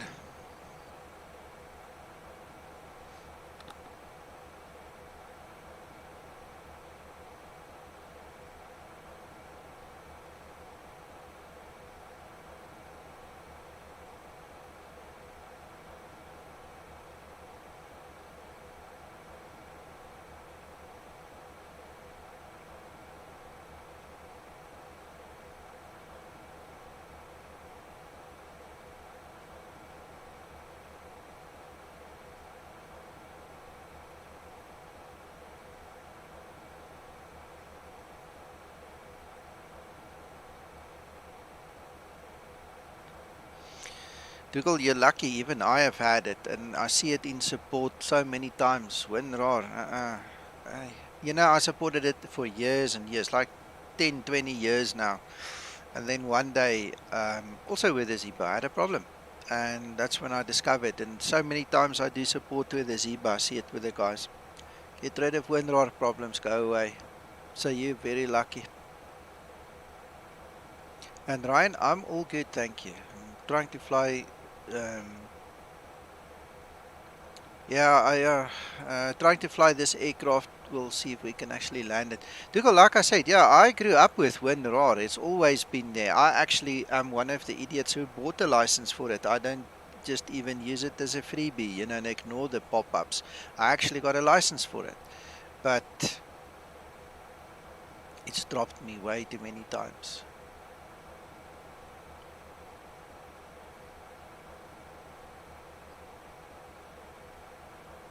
Well, I've got a message about someone taxiing at Johannesburg, so the connection's working. Yeah, I see. The question now is, the wind has changed. Damn it, we're going to have to come in on the other runway. We're going to have to come in on to 1 left. Okay, I'll work on that. Thank you.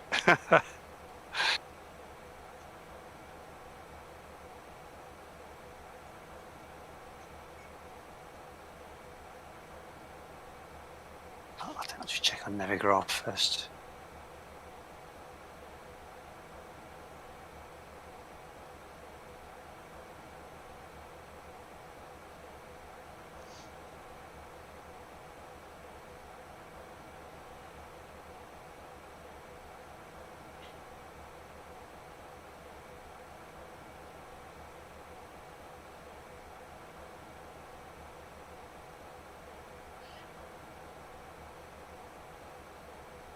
Günaydın Hakan.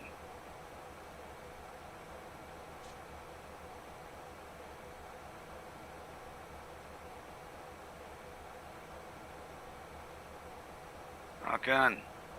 Yes, sir. Yeah, günaydın. Pardon, sir. How are things there? Boring. I am sitting at home. It is boring, boring, boring. Hakan? Hakan? Yes, sir. When I'm done here, we can go fly in Europe. I sent you the flight plan. I will try to join. Yeah, otherwise I'm gonna sleep. Sounds to me like you need a good game of backgammon. Want to sleep, sir. No, I promised you a flight with you. I wanna fly with you. It is not urgent. We can fly any time, sir. Okay.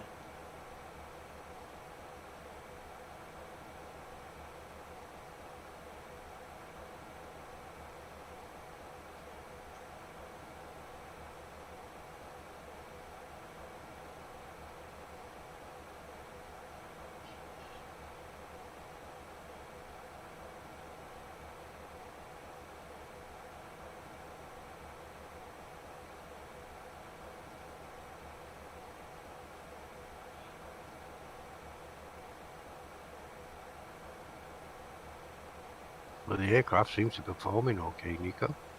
Yeah. Can't wait to fly it with the experimental flight model, but at least this one works.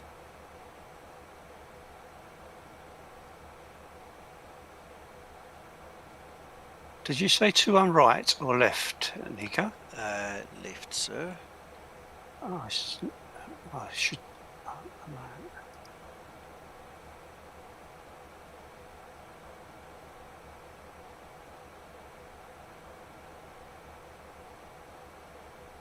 Well, it's not showing. My FMC is not paging forward. I've got 21 right, and 3 left and 3 right. Don't worry about it. Just This is- take to one right then. Maybe you must just So- kill your star. You know, once you remove the star, you should be able to go to the next runway. Yeah, I've done that.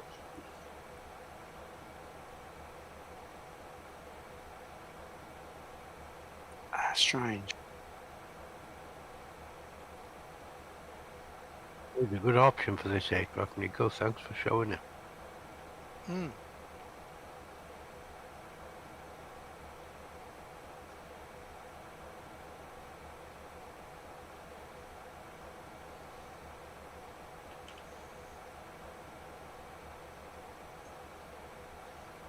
Yeah, good luck, Sergeant Potato.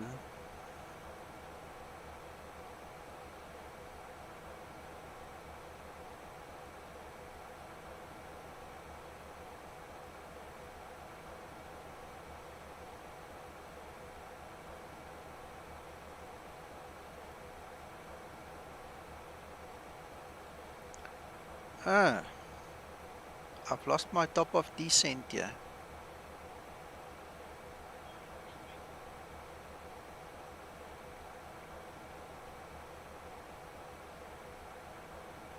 There we go, top of descent's back. Sorry, there was a discontinuity. I'm glad I noticed that. Hmm.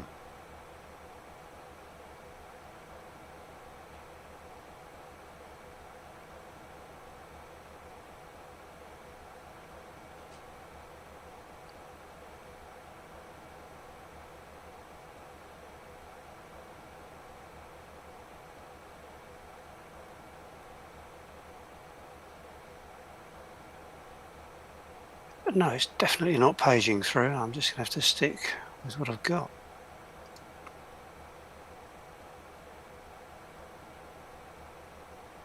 It's like a trial, isn't it? It's a test. I just want everything to go smoothly, and of course, nothing does. Alipay, I use Iveo in South Africa because I do not want to fly on VATSIM in South Africa. It's a personal choice. I like both of the networks, but in South Africa, Because of past experience, I avoid VATSIM completely.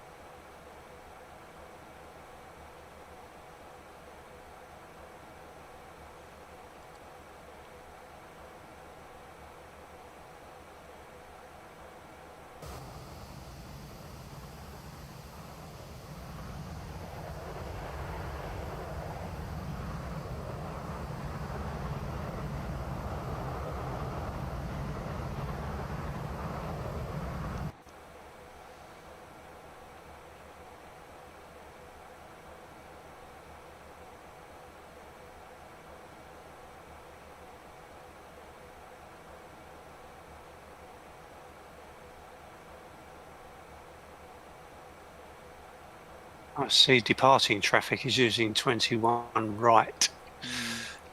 21 right, 03 left are the departing runways. 03 right, 21 left are the arriving runways under normal circumstances. That's just how it is. Oh, well, I'll just tell him it's not working. He's probably told me to fly it manually. If there's anybody there. No, then you just follow the instructions.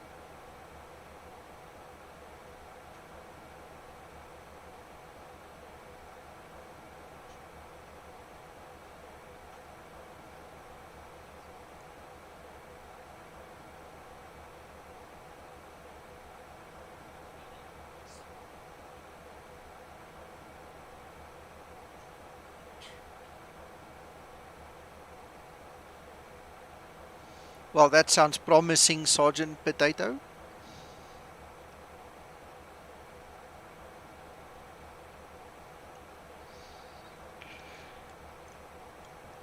Cole, what's the time there by you now? It is 0827. Okay, alright, so it's decent time at least.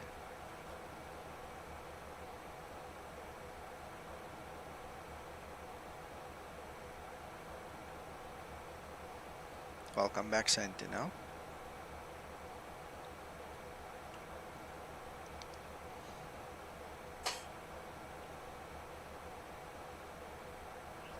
So you're going to Foxtrot Alpha Oscar Romeo, are you? Yep. Oh, all right. I thought I might be going somewhere else. I can't get the runways. Just they're not coming. They're not. It's not paging down. It says 4 pages, but it won't page down.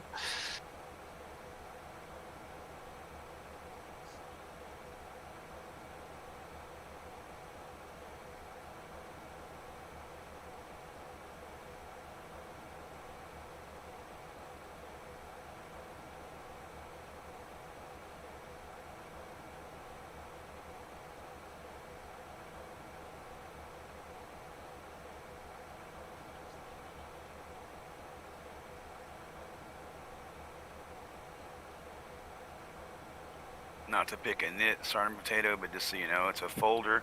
We haven't had directories since DOS.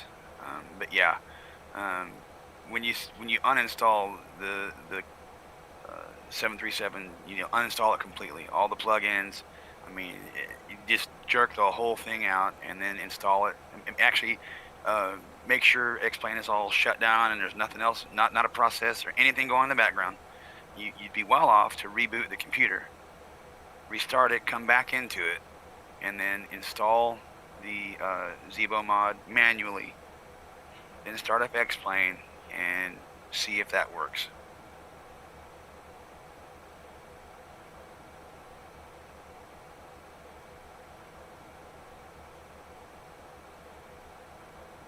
That should absolute make sure there's nothing in memory hurting you, nothing that terminated prematurely or something that's hanging on or any of that. You should just release all handles and fix the problem if there's anything like that.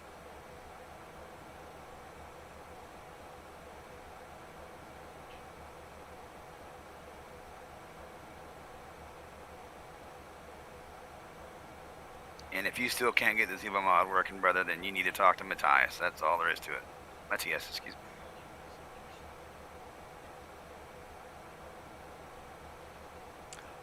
Or you can read the install guide. There is the link.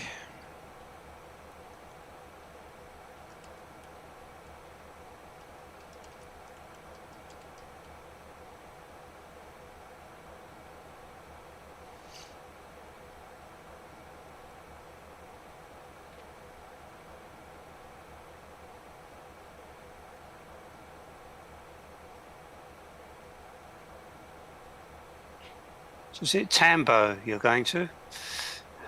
Oliver Tambo, yeah. Yeah, well, the runways are on the chart, but it's just not going. I have to give up. It's just not working. I'll try it again.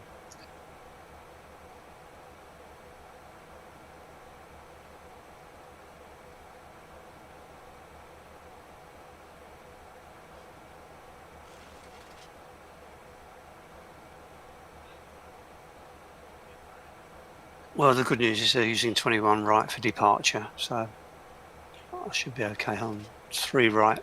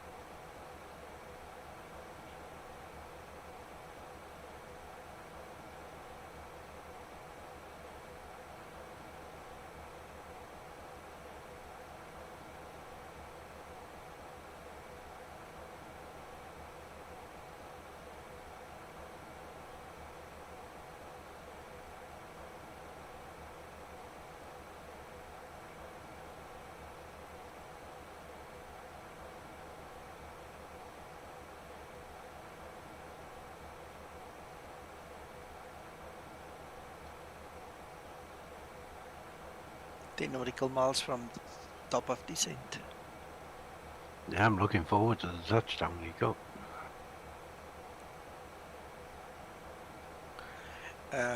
Alipay, we have asked that question internally many times amongst each other. I wish we knew. I wish we could know. If you look at the actual statistics that is provided by Laminar Research, or that was provided, I think October last year they provided it. The Zibo mod is by far the most used aircraft in X-Plane. All right. The sad thing is not everybody, allow Laminar to collect the information. So we're only talking about guys who allow them. And from that sample that was taken and the analysis that was done, it was like leap years ahead of any other aircraft that's being flown in X-Planes. So it must be thousands of people flying Zibo. On the Zibo Discord at one point in time, I haven't checked it lately. There was like 7,000 users at that time when we checked it. On my Discord here, the Zibo Pilots one, there's a couple of thousand users. On the Facebook pages, each one of them have got thousands of users. On the forum, I mean, it's so difficult because obviously there's cross-pollination happening. There are guys on multiple servers. But the fact of the matter is, I don't know. It must be thousands. Sergeant Potato, that's the only one available right now. Let me see.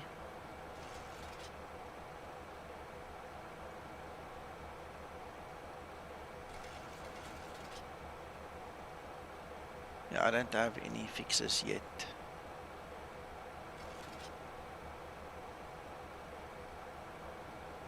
Must be the latest one then.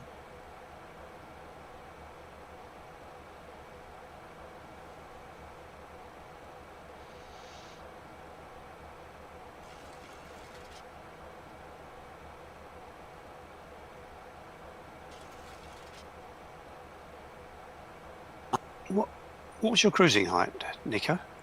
350. Yeah, it gave me 27. That's why I'm a long way behind you. That's probably why. Don't know. Well, it took you less time to 270. climb. Yeah, you should have Well, less of a about 20. distance, right? Yeah, 20 miles from top of descent. I thought Yeah, you're not 25. that far behind at all. Yeah, you're not that far behind. You're okay. You're about 3 minutes behind. 5 minutes max. Okay, speak slowly to ATC if they come on, Nico, and I can Yeah, copy you. 100%. They'll ask. They'll tell you to put a squawk in, will they, as well? Just squawk something like 2101 or 3101 or whatever.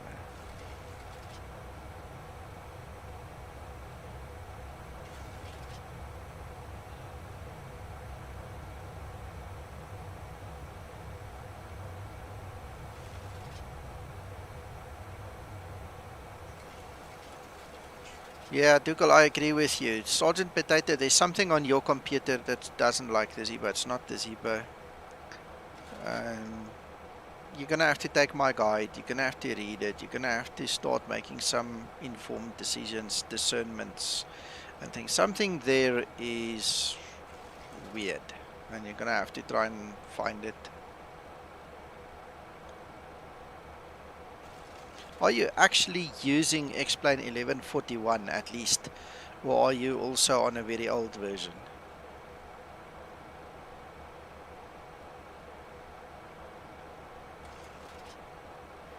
Maybe a pirated version.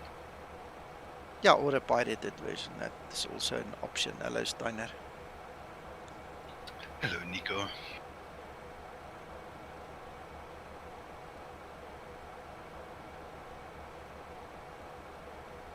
Uh, 1150p, latest one. Yeah, I don't know. There's something in your system. Hey. What antivirus are you using? Is your antivirus not deleting this thing? Because it seems like Microsoft's built-in antivirus has got this silly notion that it needs to delete the WinXPL from the Zebo. So, I mean, is that not part of your problem? That your antivirus is eating it up? I would unzip it somewhere and then have a look in the file structure if those files exist. Yeah.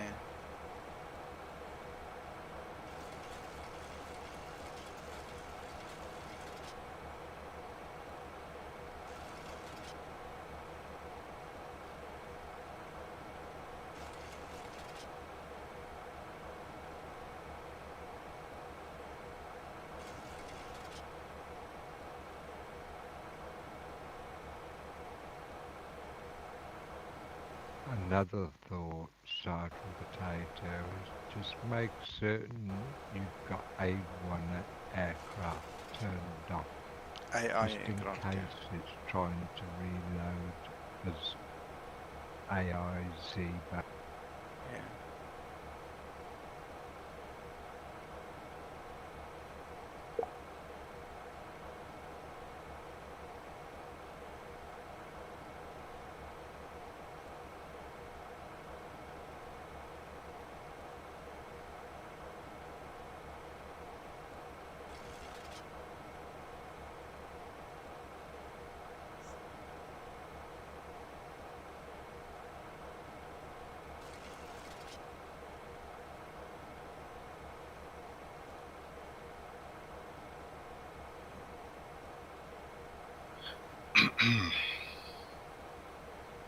Something else that is sometimes an issue is when people don't use the default installation path, so which would be C programs or whatever, explain, and they put it on their desktop, which then their Windows username contains something like German umlauts or other Unicode characters, then that is not going to work very well either. Yep.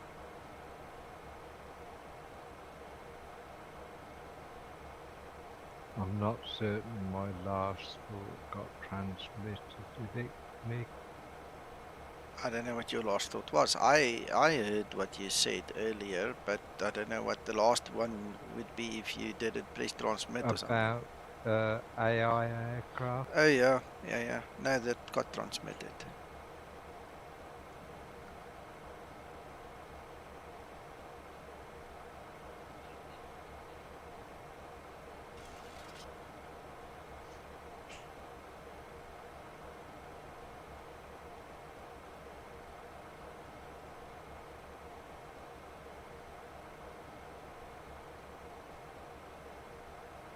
Hello, Joe. He uses 7-zip. We already asked that question from him. It's not WinRAR, so all good there.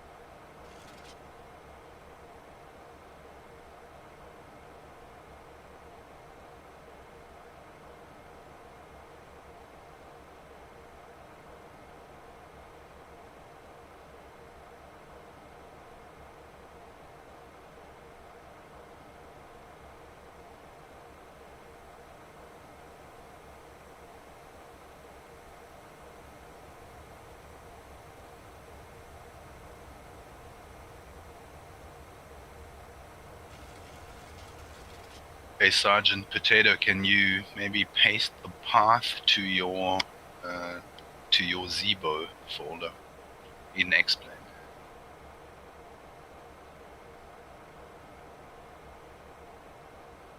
In other words, take your X-Plan 11 install, go to aircraft, and then B737-800, see what that folder is there, and paste that.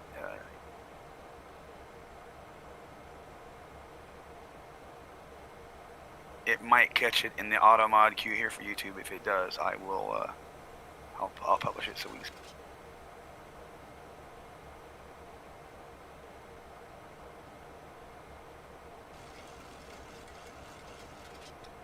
Guys, I've just made a screenshot of my path. There it is. I'll put it up on display for you as well. There it is. That's my Zibo mod. Inside of aircraft, I have the habit of making a Zibo folder because all the other Zibos go in there as well.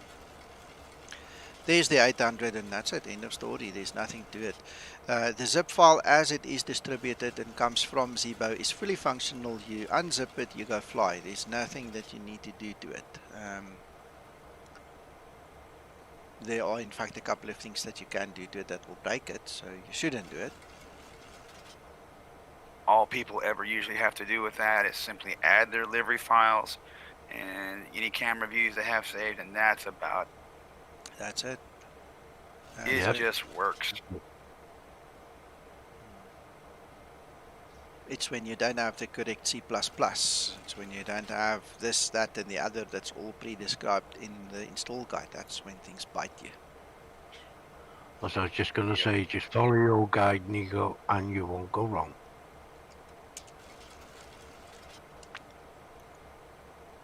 Carl, I don't think he can paste here. I think I can catch him if he does. Okay. See. I think it'll queue it, and then you can release it. If not, I'll get it in Discord. Okay. Anyway, there's the airport, guys. We are coming closer. We're turning downwind now, literally.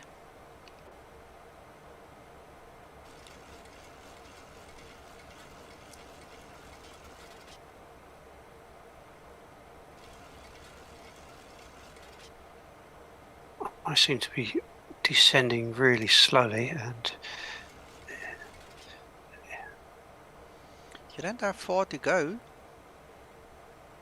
no, I know. I'm still at 14,000. The next, all right, I should be at 8,000. Okay, just drop it in Discord, please. Oh yeah, no, it's okay. That altitude is maintained for quite a distance, I see. Of course it will be, because that's the interception height, isn't it? Mm-hmm.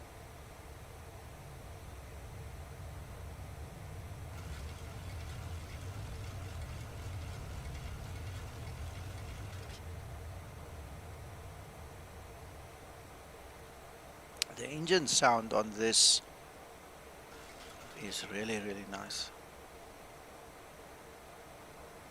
On this aircraft, wow, I am impressed. Yeah, I can't watch it because of distraction, but I'm going to watch it later. The other thing is as well the transition height. I never double checked that, but 8,000. That would have been set higher. 8,000, yeah, right? 8,000.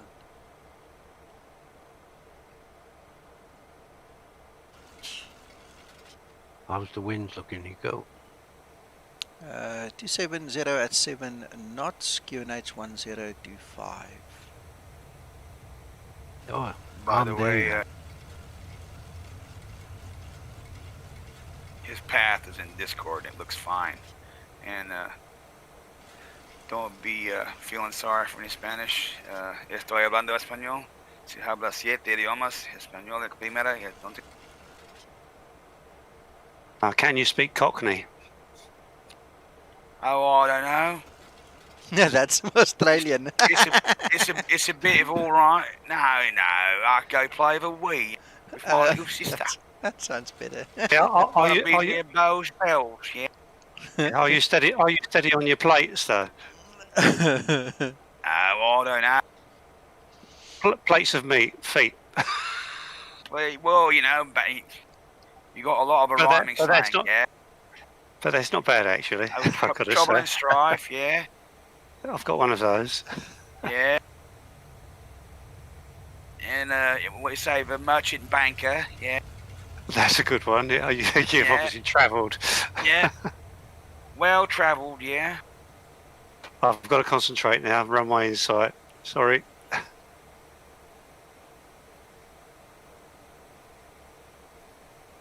Watch out for Barney Rubble, yeah. I'm straining me Gregory here at the moment. Yeah. Got a ring stinger of a curry there, yeah.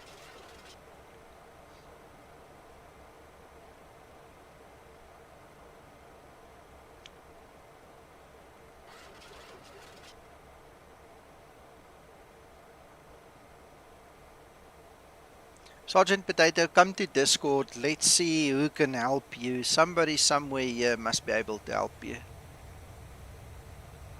Yeah, please disable your antivirus. Just make sure it's off. Because, I mean, that is a big pain in our butts.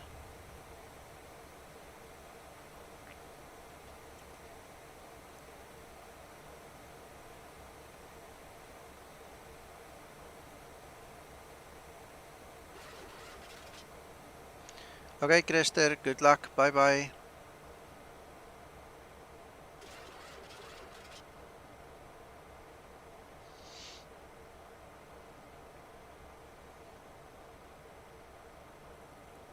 have the localizers.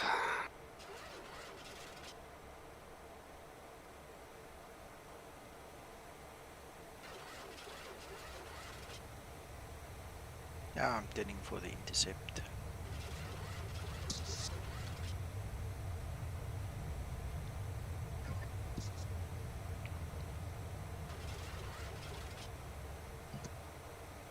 Oh, that was something else I think they introduced into this latest update, Nico. You've now got scroll wheel use Yeah. on the Yeah, knob. I've noticed, Mac.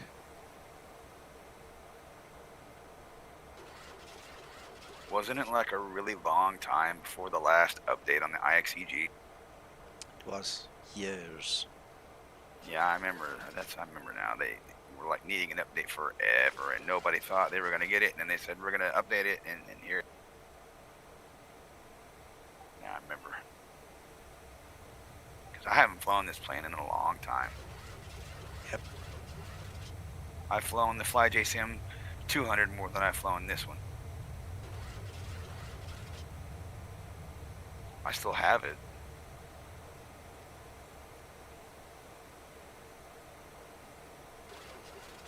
Watching Nico here made me want to update it and fly it again, though.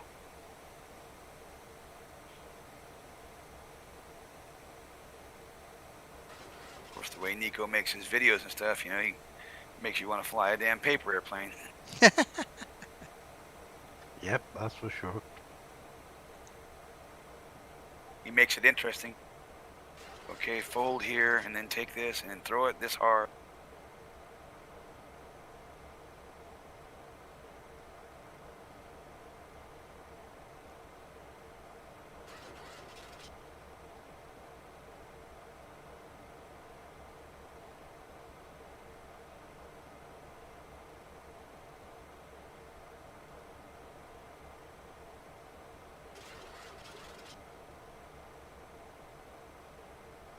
Yeah, Nico has a tendency to bring out the best of all aircraft, I think. Try my best. Yes, sir.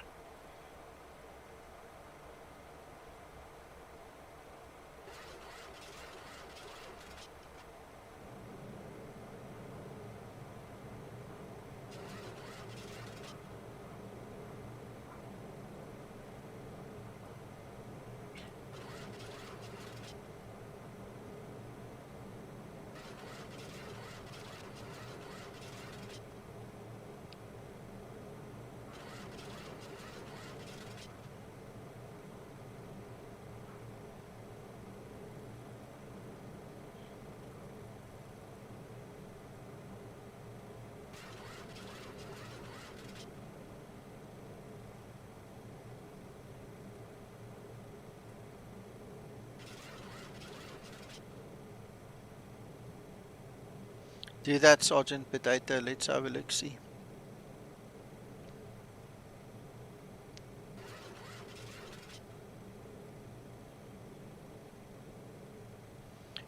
Sergeant Potato, turning off an antivirus that creates a problem is kind of common sense, logical. It's not magic. If it deletes a file that is supposed to be there, then it shouldn't be there. See what I'm saying? I mean, let's quickly disconnect this autopilot because I came in too high. So we're just gonna hand fly it.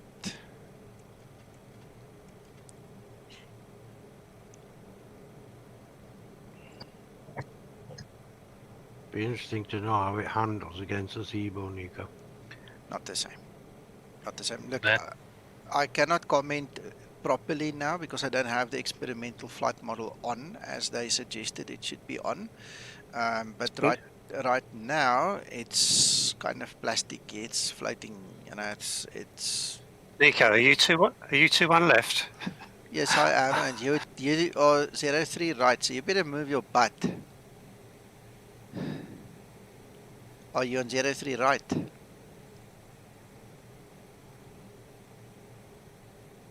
Hello, Herman. If you're on 03 right, you better move on. Tell you what I'll do is I'm just going to quickly disconnect from my way. Okay, so I won't bother you. You just continue. Herman, this is a very nice version. The only mistake I made was I did not enable the experimental flight model. So the aircraft is not handling as it should, according to the creators, you know, so and we don't want to upset them, just like in the Zebo, you don't want it on, but here you want it on, so I'm gonna have to check it again later.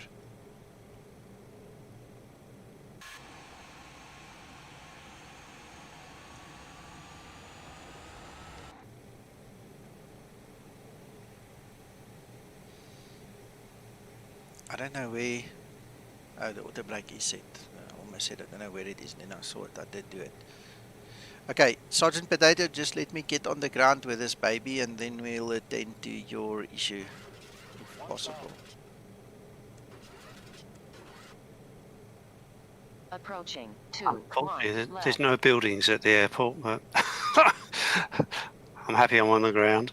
Alright, okay, cool. Now there's plenty of buildings and stuff here, you should see it. Sergeant Potato, I'm going to ask the obvious question, and you need to be honest. Do you have a licensed, legitimate copy of X-Plane 11.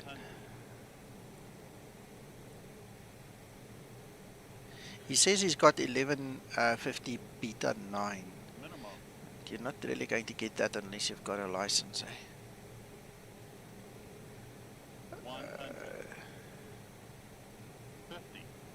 Because the only time I've seen that kind of error is with pirated cop.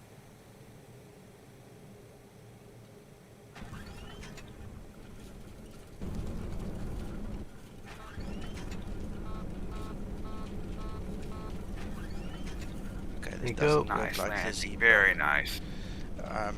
Yeah, thank you guys, thank you. feet remaining.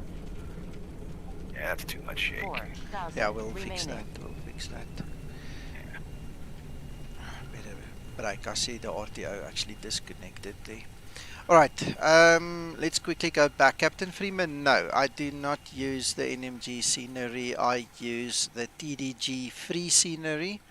It is, in my opinion, much better than the NMG one. You'll see when we taxi up to the airport buildings and things, it's a big difference.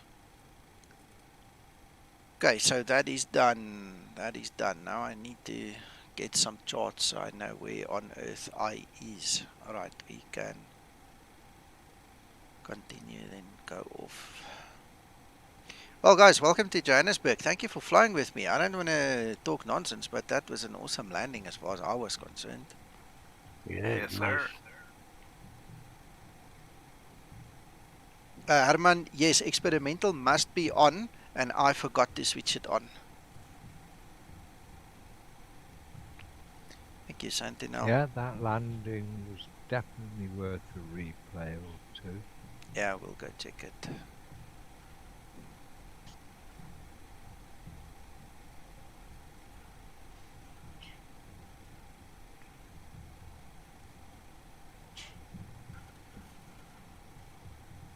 And consider it's an unfamiliar aircraft on that Unico, it's spot on. Yeah, definitely. I liked it. I liked it. I'm going to fly this aircraft. Now that it's been updated, you'll see me fly it a little bit more. Cheerio, Dougal. Go have fun. Yeah, I just, mind you, I was rushing to get out of your way, but I just got a little bit heavy. I came down again, but I know what I'm doing, I think, now, so Good. that's the cure. Yeah, good. Never give up, never surrender. Just continue, push through. You'll get there.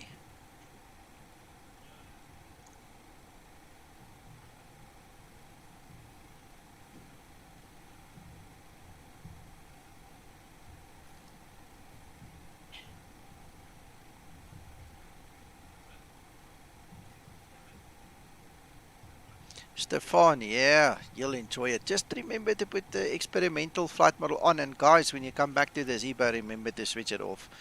I don't want to hear the porpoising story again. It was not nice, so just please remember to have that thing off. and on for this one for that matter. Oh my soul, look at this taxi. Looks like we're going up the hill for a roller coaster.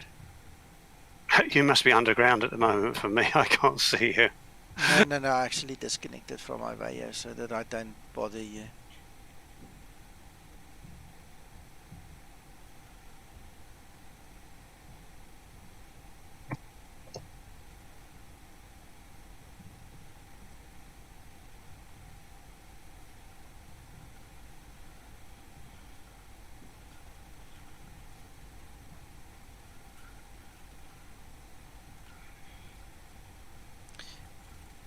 I use the beta, Herman.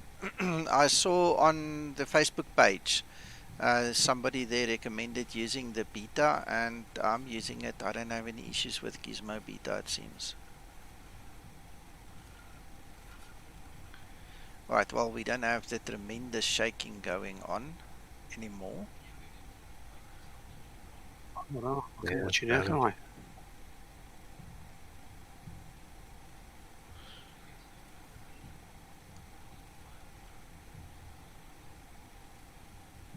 Yeah, that's much better. That looks much better.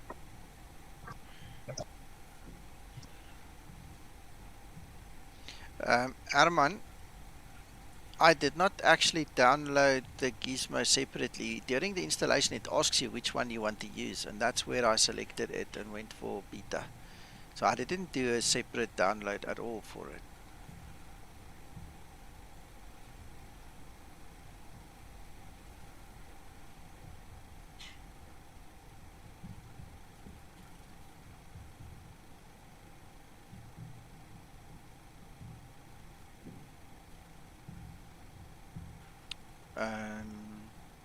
Captain Freeman, another thing. If you look in the description below the video, click on show more. You'll see the link to the scenery download, and it's free, you know, so just grab it over there. You don't have to go look, just click the link.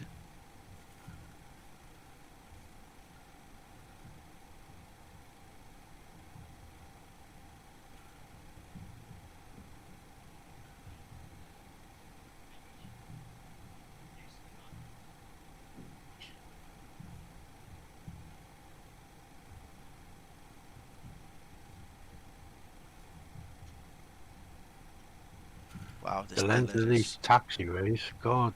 We might Yeah, as well go downtown shopping, Nico. yeah. Well, the East Rand Mall is just here in front of the runway. If I didn't stop, I could have taken you to the parking lot. It's so close.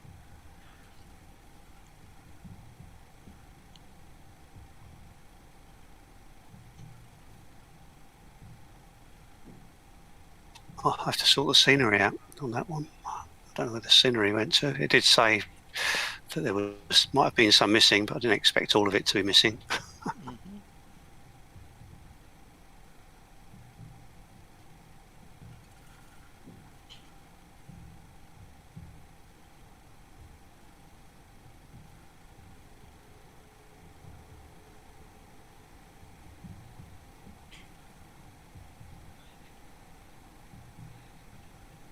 But if I'd have landed so close to a shopping mall, my wife would have given me a shopping list while I was there.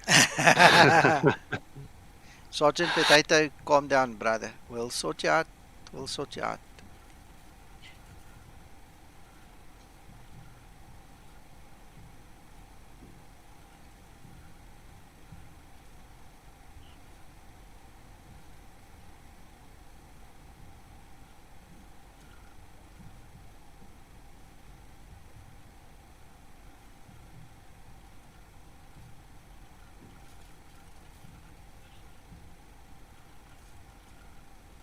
Approaching 03 left.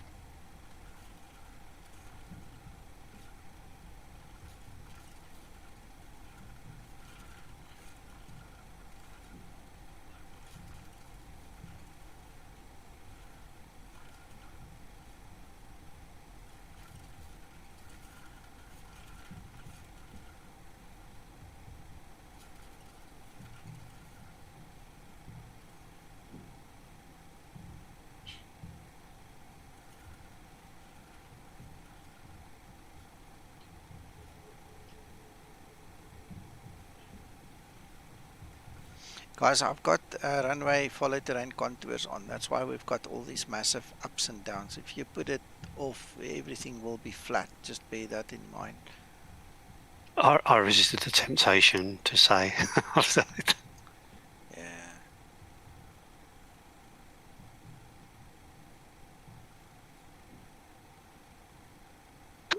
You know, I think it's just amazing when the fuel goes on, you can see the aeroplane, you know, sort of change. It's so Yeah. clever. Yeah, very nice.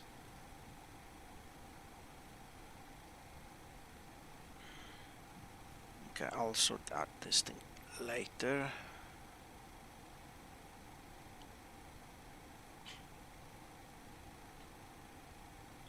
Something like that.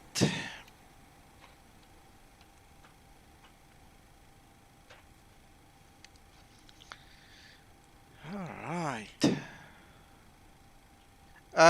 Arman, it's much of a muchness. You're going to need the libraries for any other major proper scenery as well. So you might as well do it once and get it over with. I mean, it is just so much worthwhile to do so. Look at this baby. Look at this baby. Very nice. Oh, you got to get the schematics on that, Nico. Yeah, somebody who knows what they're doing will have to make one. I'll speak to George. Or maybe Jacques if he's watching. Jacques has done all my other liveries, so he's got everything already. It will be so much easier doing it that way. Anyway, okay, let's stop this. Guys, there are two obvious mistakes with the scenery. It's here by the viewing deck, basically. You'll see when you zoom in closer, if you really know the area, it's kind of not right. Okay, I'm not going to point out much of it. But in terms of the rest of the scenery, I mean, there's just nothing, that compares with this model compared to other available models. Pitpen, ground handling deluxe and SAM are two things I don't live without. So it's difficult for me to say which one you must look at. Ground handling deluxe is payware. SAM World Jetways is payware. The rest in between is all free. So it's your choice. When I get closer, I pressed the wrong button. So when we get here, you guys can see there's a lot of effort that's been put in here, and it's really, really nice scenery.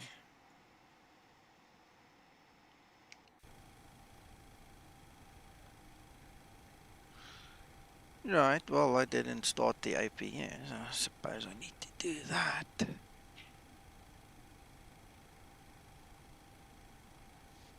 I think explain a long years lacked of a good Johannesburg scenery. Yes, but this one has changed that. This one has really made it worthwhile to come here now. Pitpen, Zebo has already changed his code. Then the Zebo for 3.42 already contains the code for SAM 2.07. Why Martin has not released it, or why he released it then pulled it off the table again, I don't know. I cannot answer you that. Martin needs to update SAM to 2.07 so that the new Zebo code and it talk to each other. I don't know what happened behind the scenes, why 207 is not available yet, because it's definitely not on the org and it's definitely not in the downloader. But the moment that happens, the problem will go away.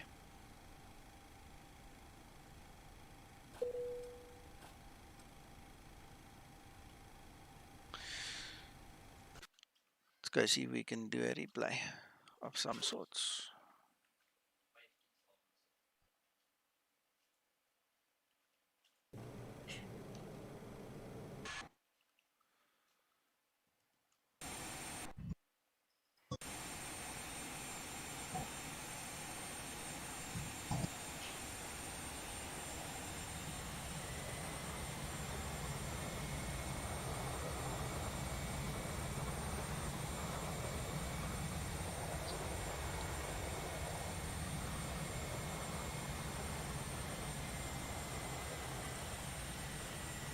Blogger man, at some airports you find that the ground power unit does not stay connected onto the Zibo. You click the button and it trips in a second. It just doesn't stay on.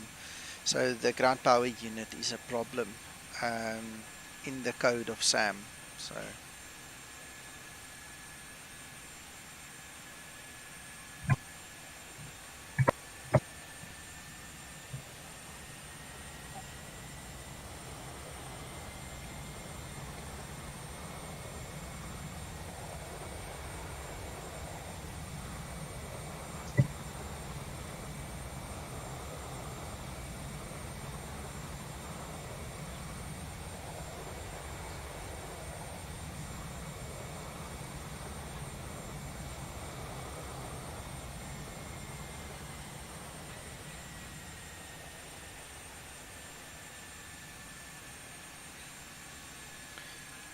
all right, Sergeant Potato, are you still around? That was a nice landing. I want to check that again. Yeah, that was good. Sergeant Potato, if you're still around, I want to ask you something.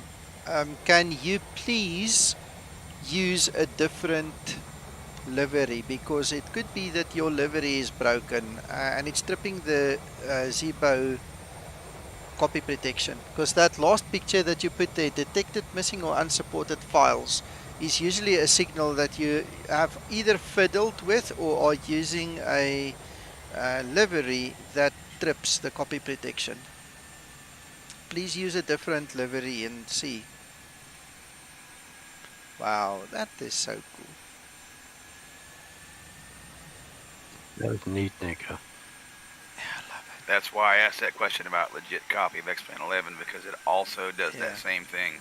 If for some reason there's a problem with the X-Plane itself. Yeah. But you're right, a livery issue would show that same. Yeah. The moment you have any objects in your livery that competes with Zibo's assets, it kills it. It just says, no, sorry, you're trying to fiddle with me, and I switch off. I just wish we could have a... That's what I want. That's too far.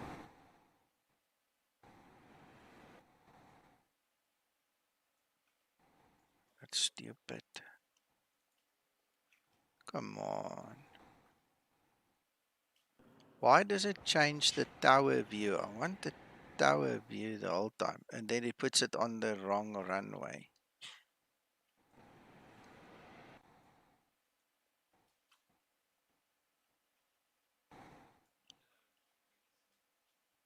Good afternoon. Hello.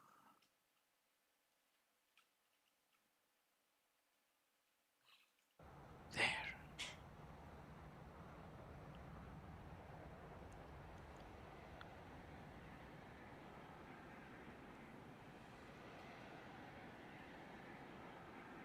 Oh, that's sweet. Yep, that sure was nice. It was a good round out, good flare, kept the angle up, pulled the power at the right time. Didn't get much better. Only issues you had were alignment, and that was because of the damn shaking problem, which was, not solvable until you changed the setting at the very end. Yep. If you'd had that fixed, you wouldn't have had that problem either. Probably.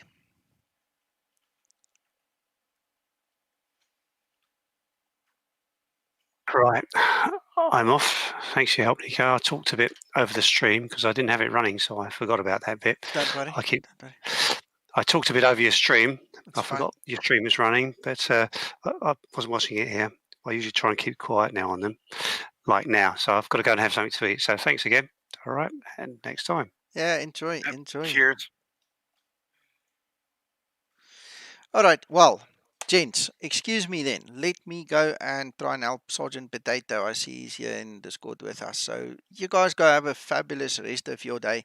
If I manage to do a flight with Hakan later, then I'll try and stream that for you. If not, we'll see each other either probably on Twitch or YouTube later in the week. Nice one, Nico. Thanks, guys. Cheerio. Cheers.